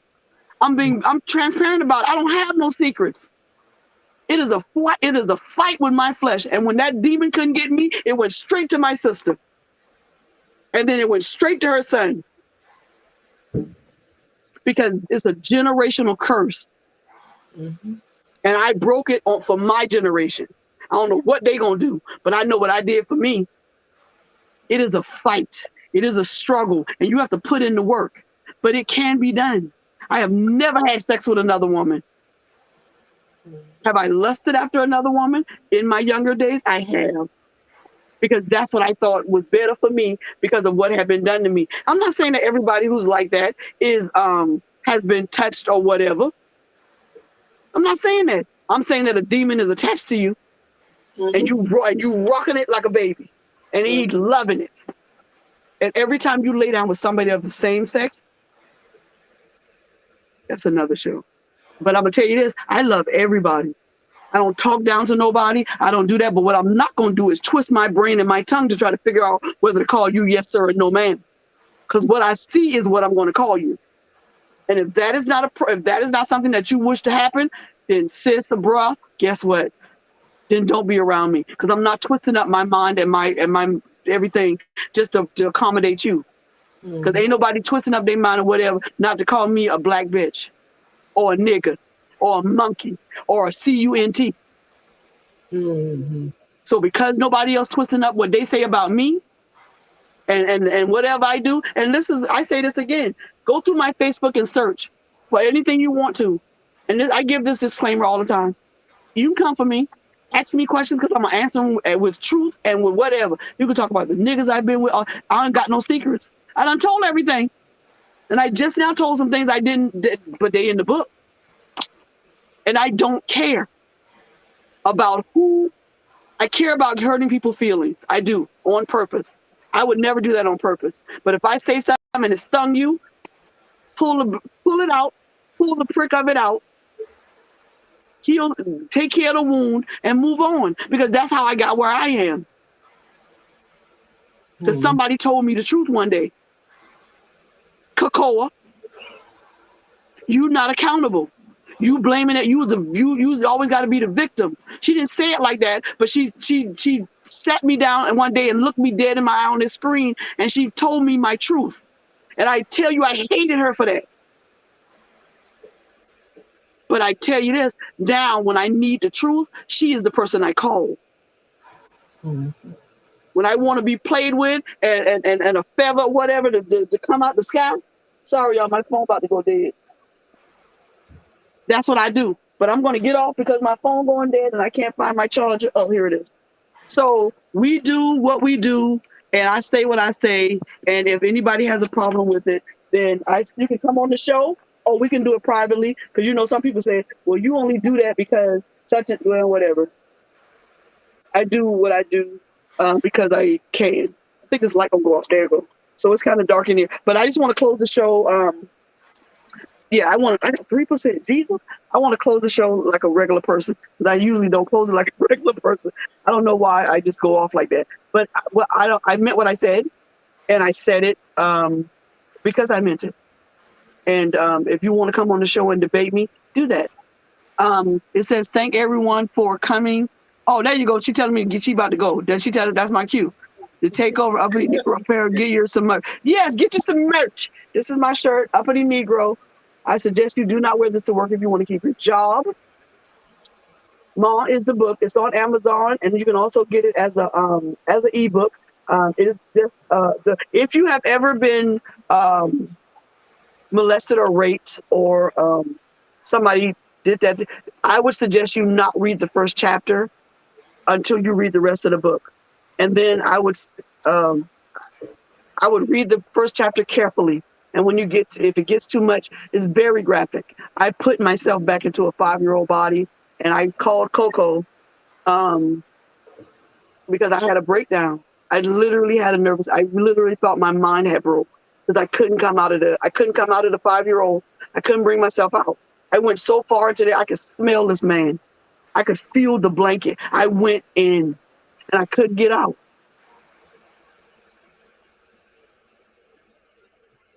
And Coco pulled me out.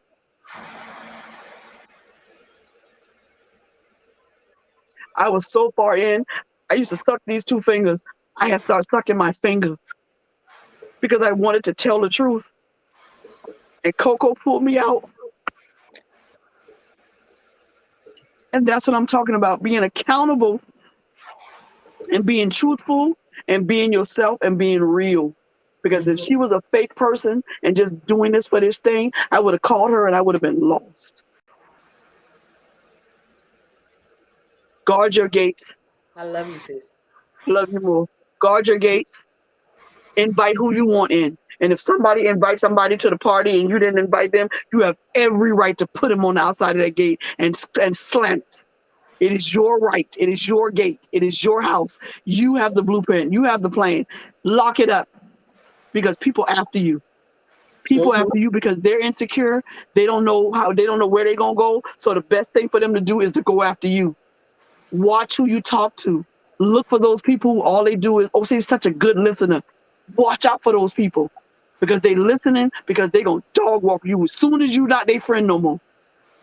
And some people, I gotta go, y'all. Some people are friends with people because they scared not to be their friend, because they know that friend is gonna dog them if they ever not friends no more. So y'all not really friends no more. You just do it because you know that person gonna get. So you enslaved to that person, because you have decided that if I don't be their friend no more, they gonna tear me up because I confided in the wrong person. So you're not their friend. You their slave. That's good. I'm trying to add the link to your book. Can you send it to me? Yeah, I can. I'll send it to you. Okay. But I gotta go because I tried to get through the whole show without crying. But I would love for everyone to join me back on next Tuesday. I usually don't know what God is gonna give me until the day before or the morning of. I don't know why he do it that way, because I want to study, but I think the reason he does it is so that it won't be rehearsed, and I have to find the words that are coming out of my mouth are usually not mine, and I'm surprised by most of the stuff that I don't know why I told you I was in love with a girl. I don't know why that. I don't know where that came from, because I don't know, and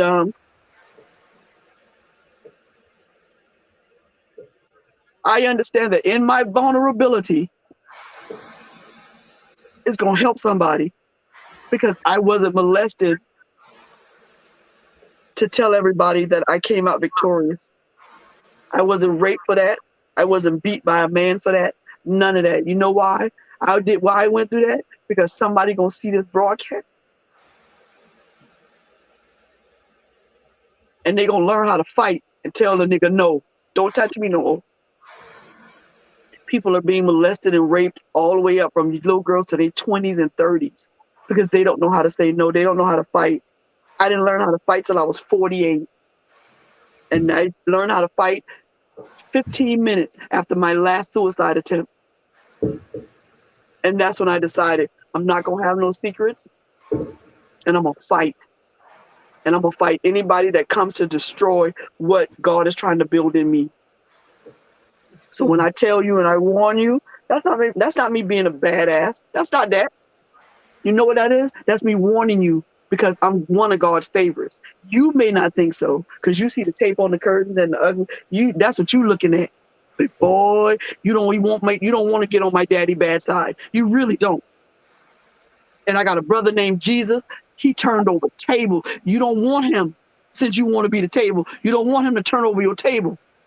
I'm warning you, not because I'm gonna come after you, but you know that little secret that you got that you don't want nobody to know. God knows. He know what hurts you more than anything. He know better than me. So I don't warn because of me, because I'm a badass. I don't fight. I don't do nothing gonna mess up my lashes or break my nails. I promise you. But I got a daddy who says I'm his favorite. I'm the apple of his eye. Yes. And I got a brother that died for me and took a beating for me. And you think I'm scared of you? Sis, bruh, bring it. I'll debate you on anything you want to. Just give me a day to go through, get me some notes together, and learn about whatever we're talking about. And then watch God move. Because the only reason I'm present in this moment is because of God. Amen. The only reason that I have not lost my mind is because of God. And everything that I have, can't nobody say if it wasn't for me. She wouldn't. It's all God. The car, the place, even though I don't like it, it's still my place. It's mine. I can turn the key whenever I want to. Hallelujah. And so everything that I have, I worked hard for. I worked for it. I've lost everything, and then I looked around at that closet. You know what I asked God for last year when I was sleeping on that girl floor? A closet. That's how simple prayer is. And that's how good God is. That's a closet where I can hang my clothes. I didn't have to live out no box.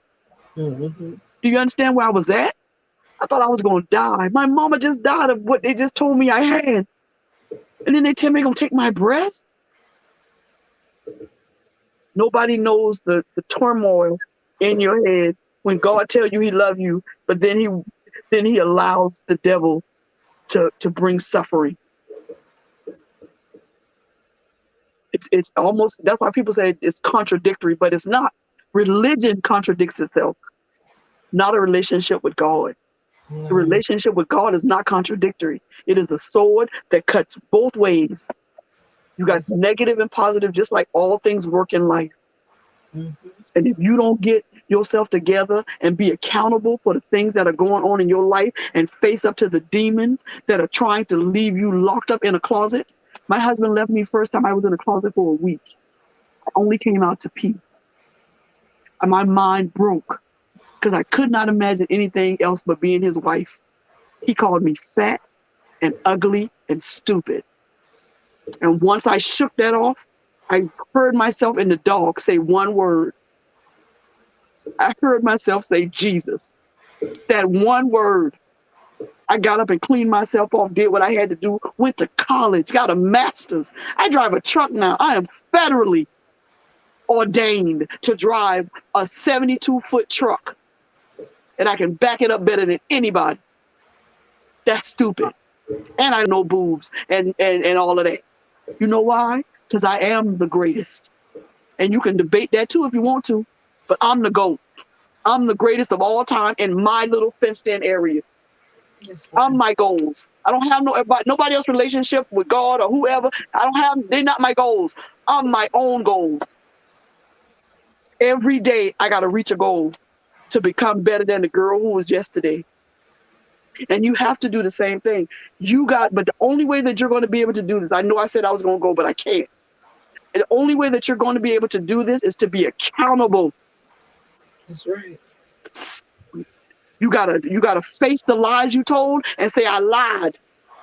I told my apostle that one time. I said, I lied. That wasn't the truth. Or I'll tell her something else. And she said, why you? I said, because I'm in a different place. I gotta be accountable. Because you know what I told God last year? Don't let me die. Not like this. Don't let me die like this. I'll do whatever you tell me to do. Because I did not want to die like this without having made any impact on anybody else's life. I may not be able to reach my sisters because she doesn't speak to me, or my nephews or whatever. But I tell you this, that boy probably ate the best meal he ever ate in a long time since my mama died. And you know what that means? It means I was right. You gonna need me before I need you. I swear on God, I swear on everything I love. You gonna need me before I need you. And that's just how life is. And you have to remember that when people dog you, or they try to dog walk you, or they try to put you down. It may not come right now, and it may be my children, but you're going to need something from this line before I need you. Because my daddy does not lie.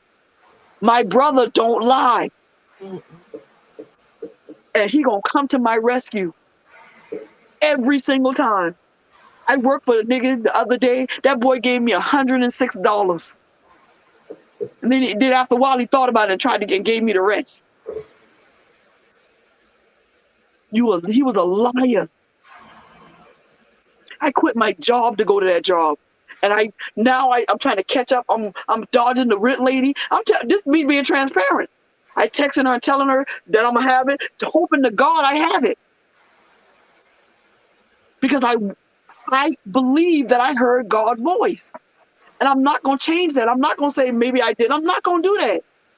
I'm not going to discount my relationship with God. And so now I got another job. And it came just like that. And then 3 more came. I had a choice. And you telling me God ain't what? Because I say some curse words? Listen, be accountable for yourself. If you are the problem, look yourself in the mirror I do it all the time. I look at myself and I tell myself off all the time. You shouldn't have said that to such and that. You hurt their feelings, and all the time. Or I tell myself, why are you so hard on yourself? Nobody care about any of that. What you rushing to cook for? Why you have to keep the house? You ain't got to sweep every day. Ain't nobody coming over here. Why you have to be perfect like that? Why you got to always dress? Because it doesn't matter how you look or how you dress or whatever. Well, you know what God gonna ask me? Did you know that your neighbor didn't eat today? Why you didn't give that lady that $5? Why you walk past your nephew like that? Because I was gonna walk past this nigga. The things they did and said about me in the street, I almost did it. But that ain't me no more. You know why? Because I ain't got that hair no more. I don't have those breasts no more. God broke me down to the floor. You understand me? To the floor. So I lost everything. And was so broke I had to put it in somebody else's garage.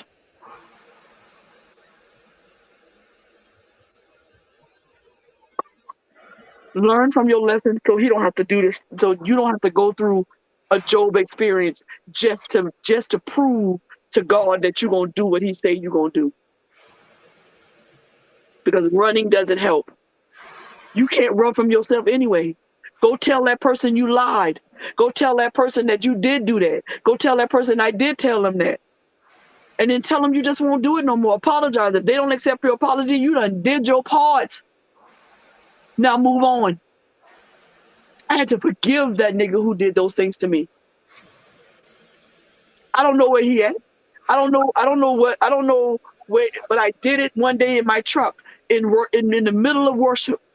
I had to forgive him. I had to let it go because it was killing my life and it was making me choose niggas that wasn't worth nothing.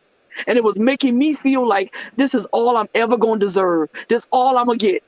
So you keep on getting them niggas like that because you're not going to be able to get nobody else. Ain't nobody else going to want you.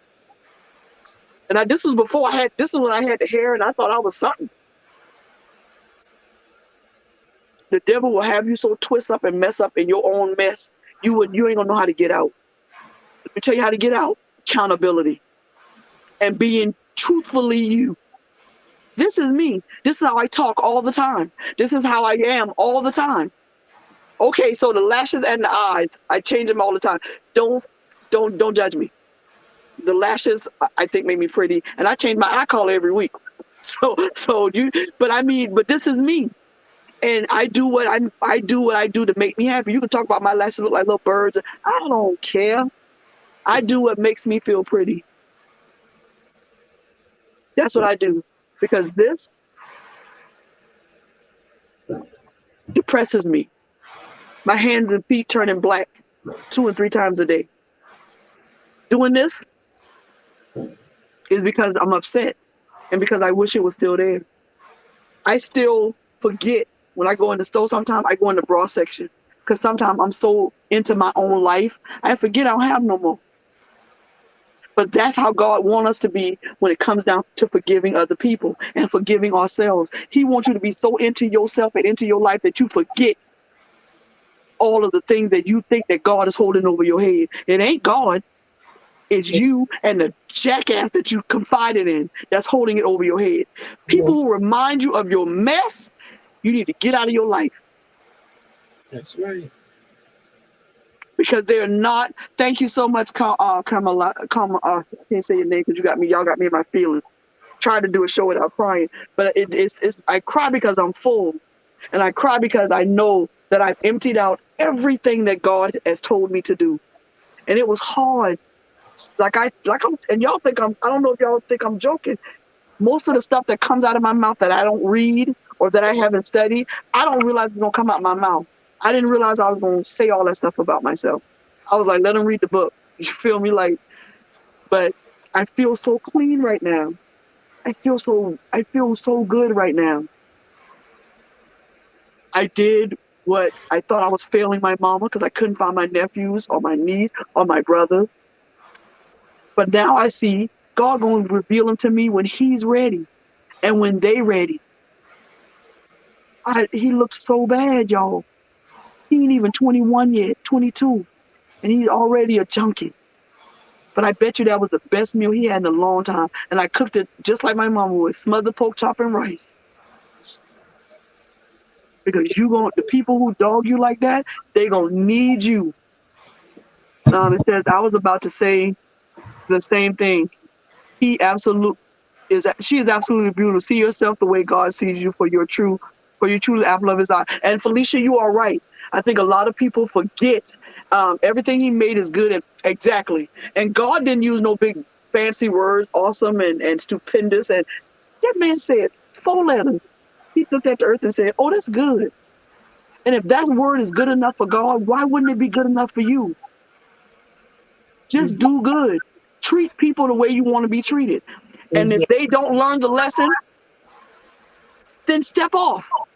Because you have to teach. The way people treat you is how you taught them to treat you. You taught them that because you left the dang gate open. You taught them that. Your children curse you out. You taught them that because you didn't knock their teeth out the first time they did it. Your husband, and I'm not throwing shade at nobody. My husband did it to me too. He had 5 children in our marriage, and I stayed. He cheats because you didn't stop it the first time. You didn't put your foot down because you figured, oh, he gonna do better. No, he ain't. No, he ain't. Because you just taught him, I'm gonna let you get away with that. Now, if you stay with him, there are things that need to be done. First of all, it'll be you and lotion for the next 6 months. Yeah. There gotta be consequences to whatever. You want to be home them nights out with the niggas? Nope. You're gonna have to spend quality time. And I bet you we going on a vacation somewhere, just me and you to talk. I don't care if it's in the middle of the woods. There have to be consequences. But if you don't put your foot down, people gonna continue to. People been dogging me. They do it because I taught them to. That I'm always available.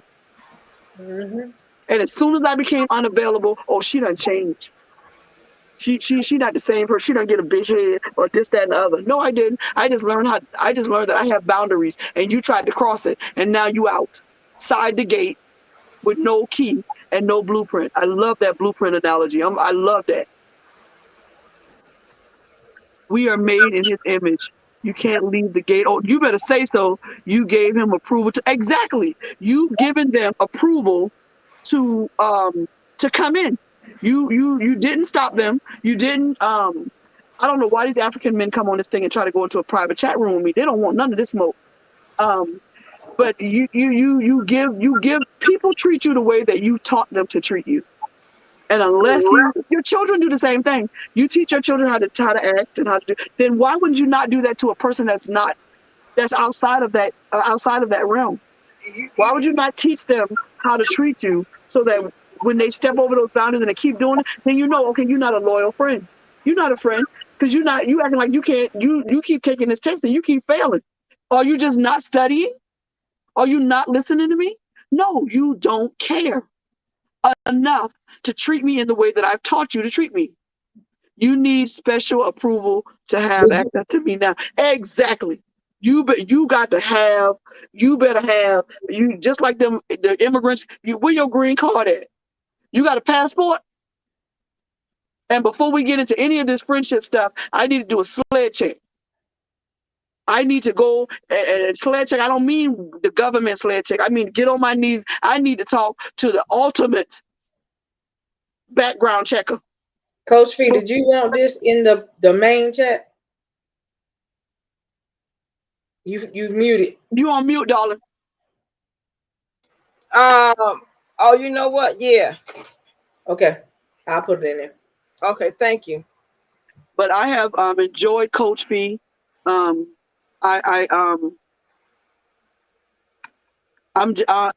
People say I say stuff that people don't talk like that. I talk like that. I don't care. I am honored, and I salute you, Queen, because I am that you would take out the time and validate anything that came out of my mouth, because I still have.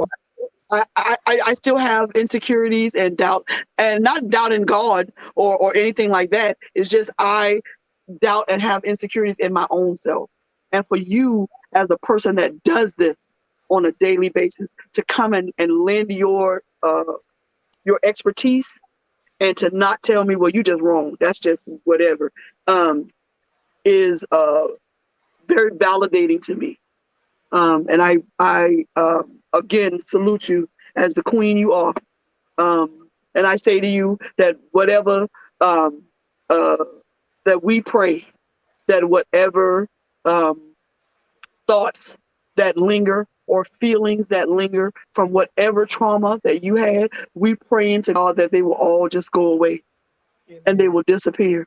And that the lives that you are touching are being touched not just by the words you say because you know what to say out of a book, but they are spiritually being touched. And this is the prayer that we're praying for you. I'm praying that your practice grows. I'm praying that children will come and people will bring their entire families, and that you will work, that you will be inside of stadiums of thousands of people, and you will be talking to them and you will be leading them in the right way of how to deal with trauma. And this is the prayer that I have for God for you. And Amen. I don't know you, I just met you, but I on everything that I love at this moment, the sisterhood that I feel for you, it has it's just overflowing. And you have touched my life tonight in a way that you cannot understand. And I don't understand. But to hear your story and to see you thriving in what you want to thrive in, millions didn't make it.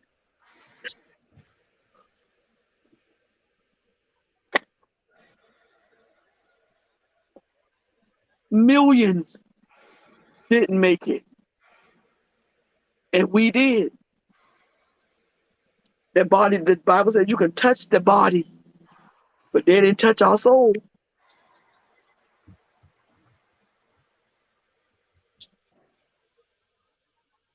Girl, you's a wonder. You's a wonder. Yes. Coco, please read that because I can't. All right. So Coach B, she said, choose life, choose you. My life and my story is hidden from no one. When I'm led to share, I'm very transparent. The reason why is because people are talking anyway about the very things we try to hide. Sometimes those things can torment us because we live in shame, oftentimes that does not even belong to us. I am not a repeat, not a victim. Although I have been victimized many times, I am an overcomer. I have overcame being raped. I have overcame being a domestic violence situation, and it cut off. So I don't know what was said after. Yeah. Oh, hold on. Oh, I didn't send the whole thing. Hold on, let me pull it up. Yeah, because that is beautiful right there. Ooh, let me get my glasses.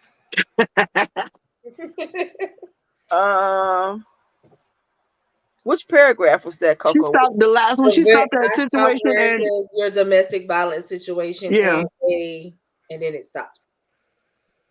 Oh wow, I'm sorry. No, go ahead and read the rest. Okay, I don't know. I'm gonna just start here. It says, because although they wanted me to feel like I was not worthy and that I didn't deserve to be treated better or to be loved, I knew that they were all lies. I knew that I was dearly and fearfully and wonderfully made. I knew that I was an heir and joint heir with Jesus. I knew that God loved me and had a plan for my life. I knew that I was worthy enough for Jesus to make the ultimate sacrifice for me and die on the cross so that my own sins, I'm not perfect, I'm forgiven, could be forgiven and I could rise. I knew that that was not God, what God said about me. So I started loving me enough to realize that I deserve better and to forgive myself for accepting the things I didn't deserve and to begin again. That's not all of the trauma that I have experienced, but that's what I'm led to share right now. Trauma comes to us all. I've truly learned that it's not what happens to us, but what we allow to happen, what we allow when we allow what happened to us to do something in us. I choose to reject it all, to cast down those imaginations and every high thing, and to see me how God sees me. Then I had to do something about it, because we can believe all day, but nothing happens until we make it happen. God had given us the power and the authority, as well as choices, and I choose life. tired of selling for way less than what I was worthy of as a king's kid, as an heir and joint heir with Jesus.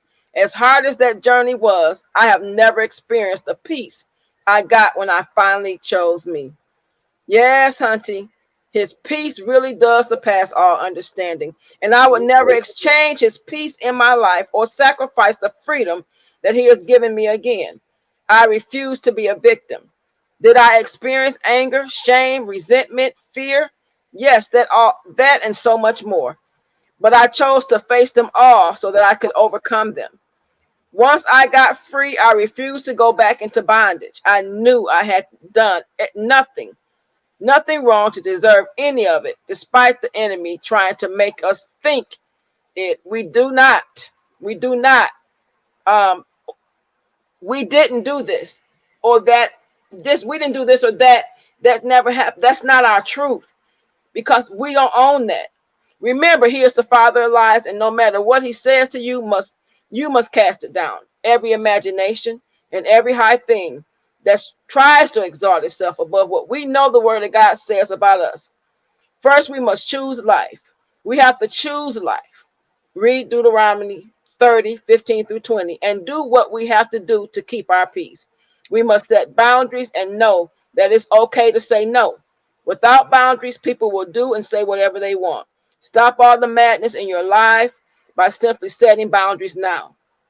You will meet resistance and you may even lose some people, but that's okay. Remember that we teach people how to treat us by accepting what they say or do.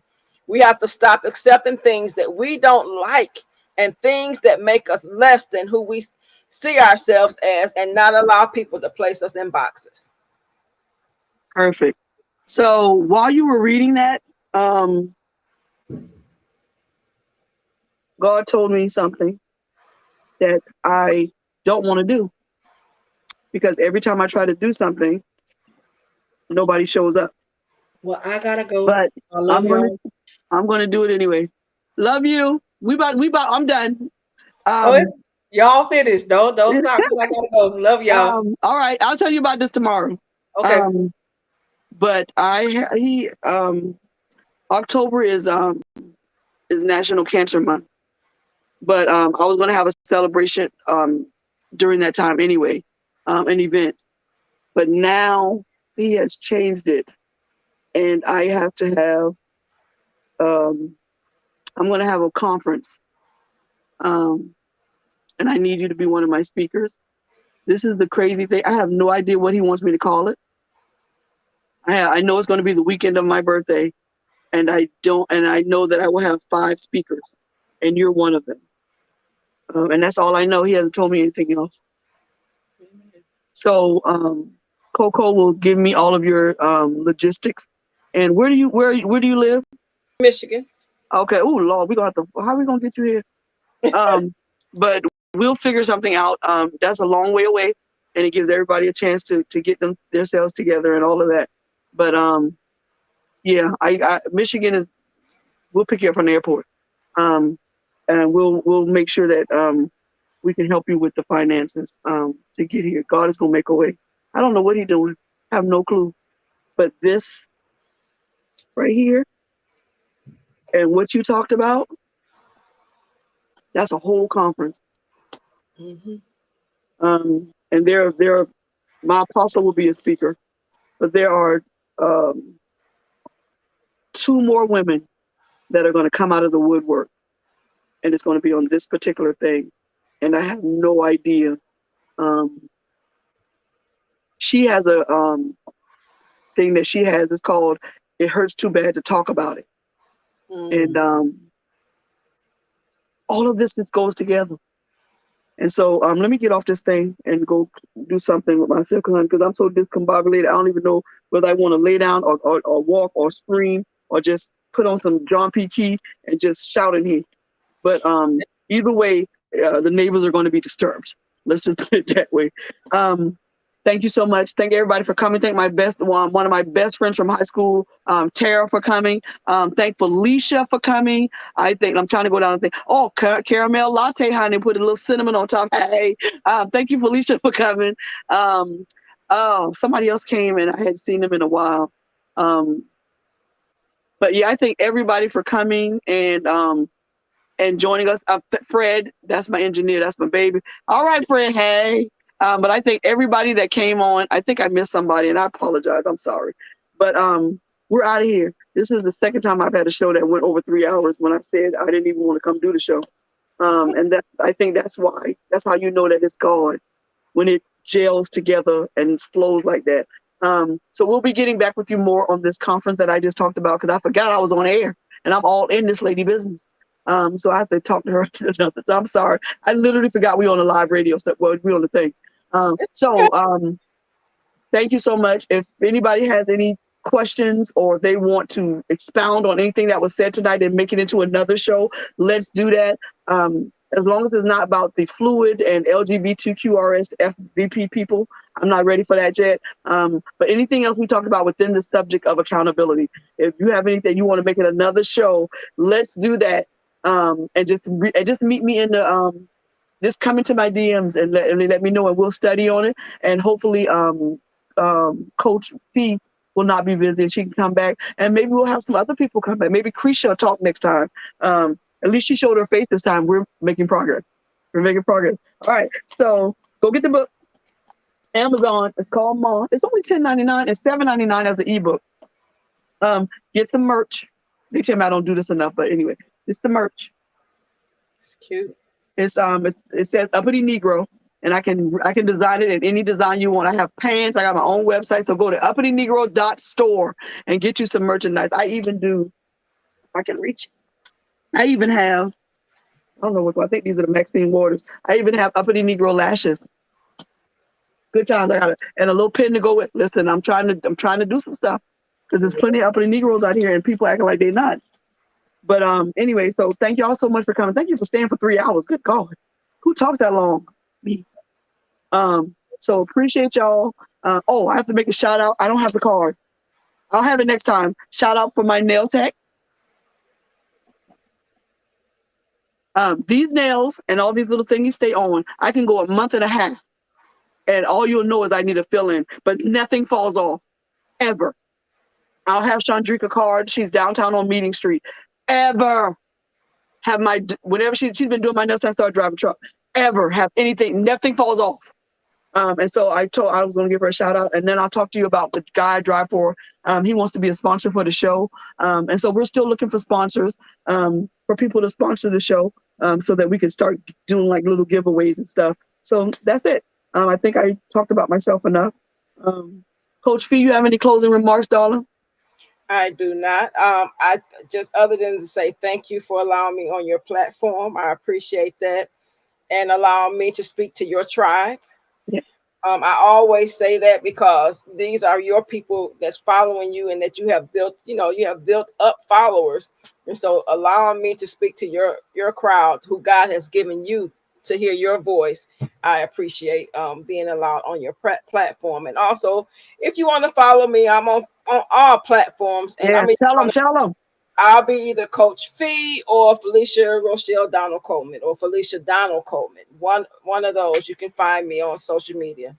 And if you have if you're going through trauma, or you've had trauma and you haven't had anyone to speak to, find a sister. Coach Fee, you heard what she has to say, and if you liked what she has to say, I've seen everybody agreed with things. Go see her, become a client, do what you got to do to get yourself together and buckle your. Because I promise you, the next time I go through something, I'm gonna call her. Amen. So let's uplift, and listen. These things are not free. Don't play with her. She has earned all of this, and her fee is her fee. That's how much she charged. We don't do discounts unless she chooses to. Amen. So this is not the hookup. She got bills to pay just like everybody else. So please don't start with that. We don't hook up when it comes down to business. And I don't like that know your worth, because you don't know your own worth. Diamonds don't know their own worth. Somebody tell them. You know how you show somebody their worth? You pay for what they do. Whole nother show. I'm done.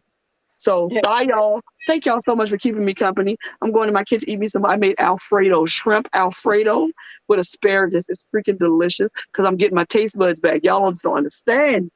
not having no taste for almost over a year is starting to come back a little bit. And now I'm showing off a little bit. So love y'all.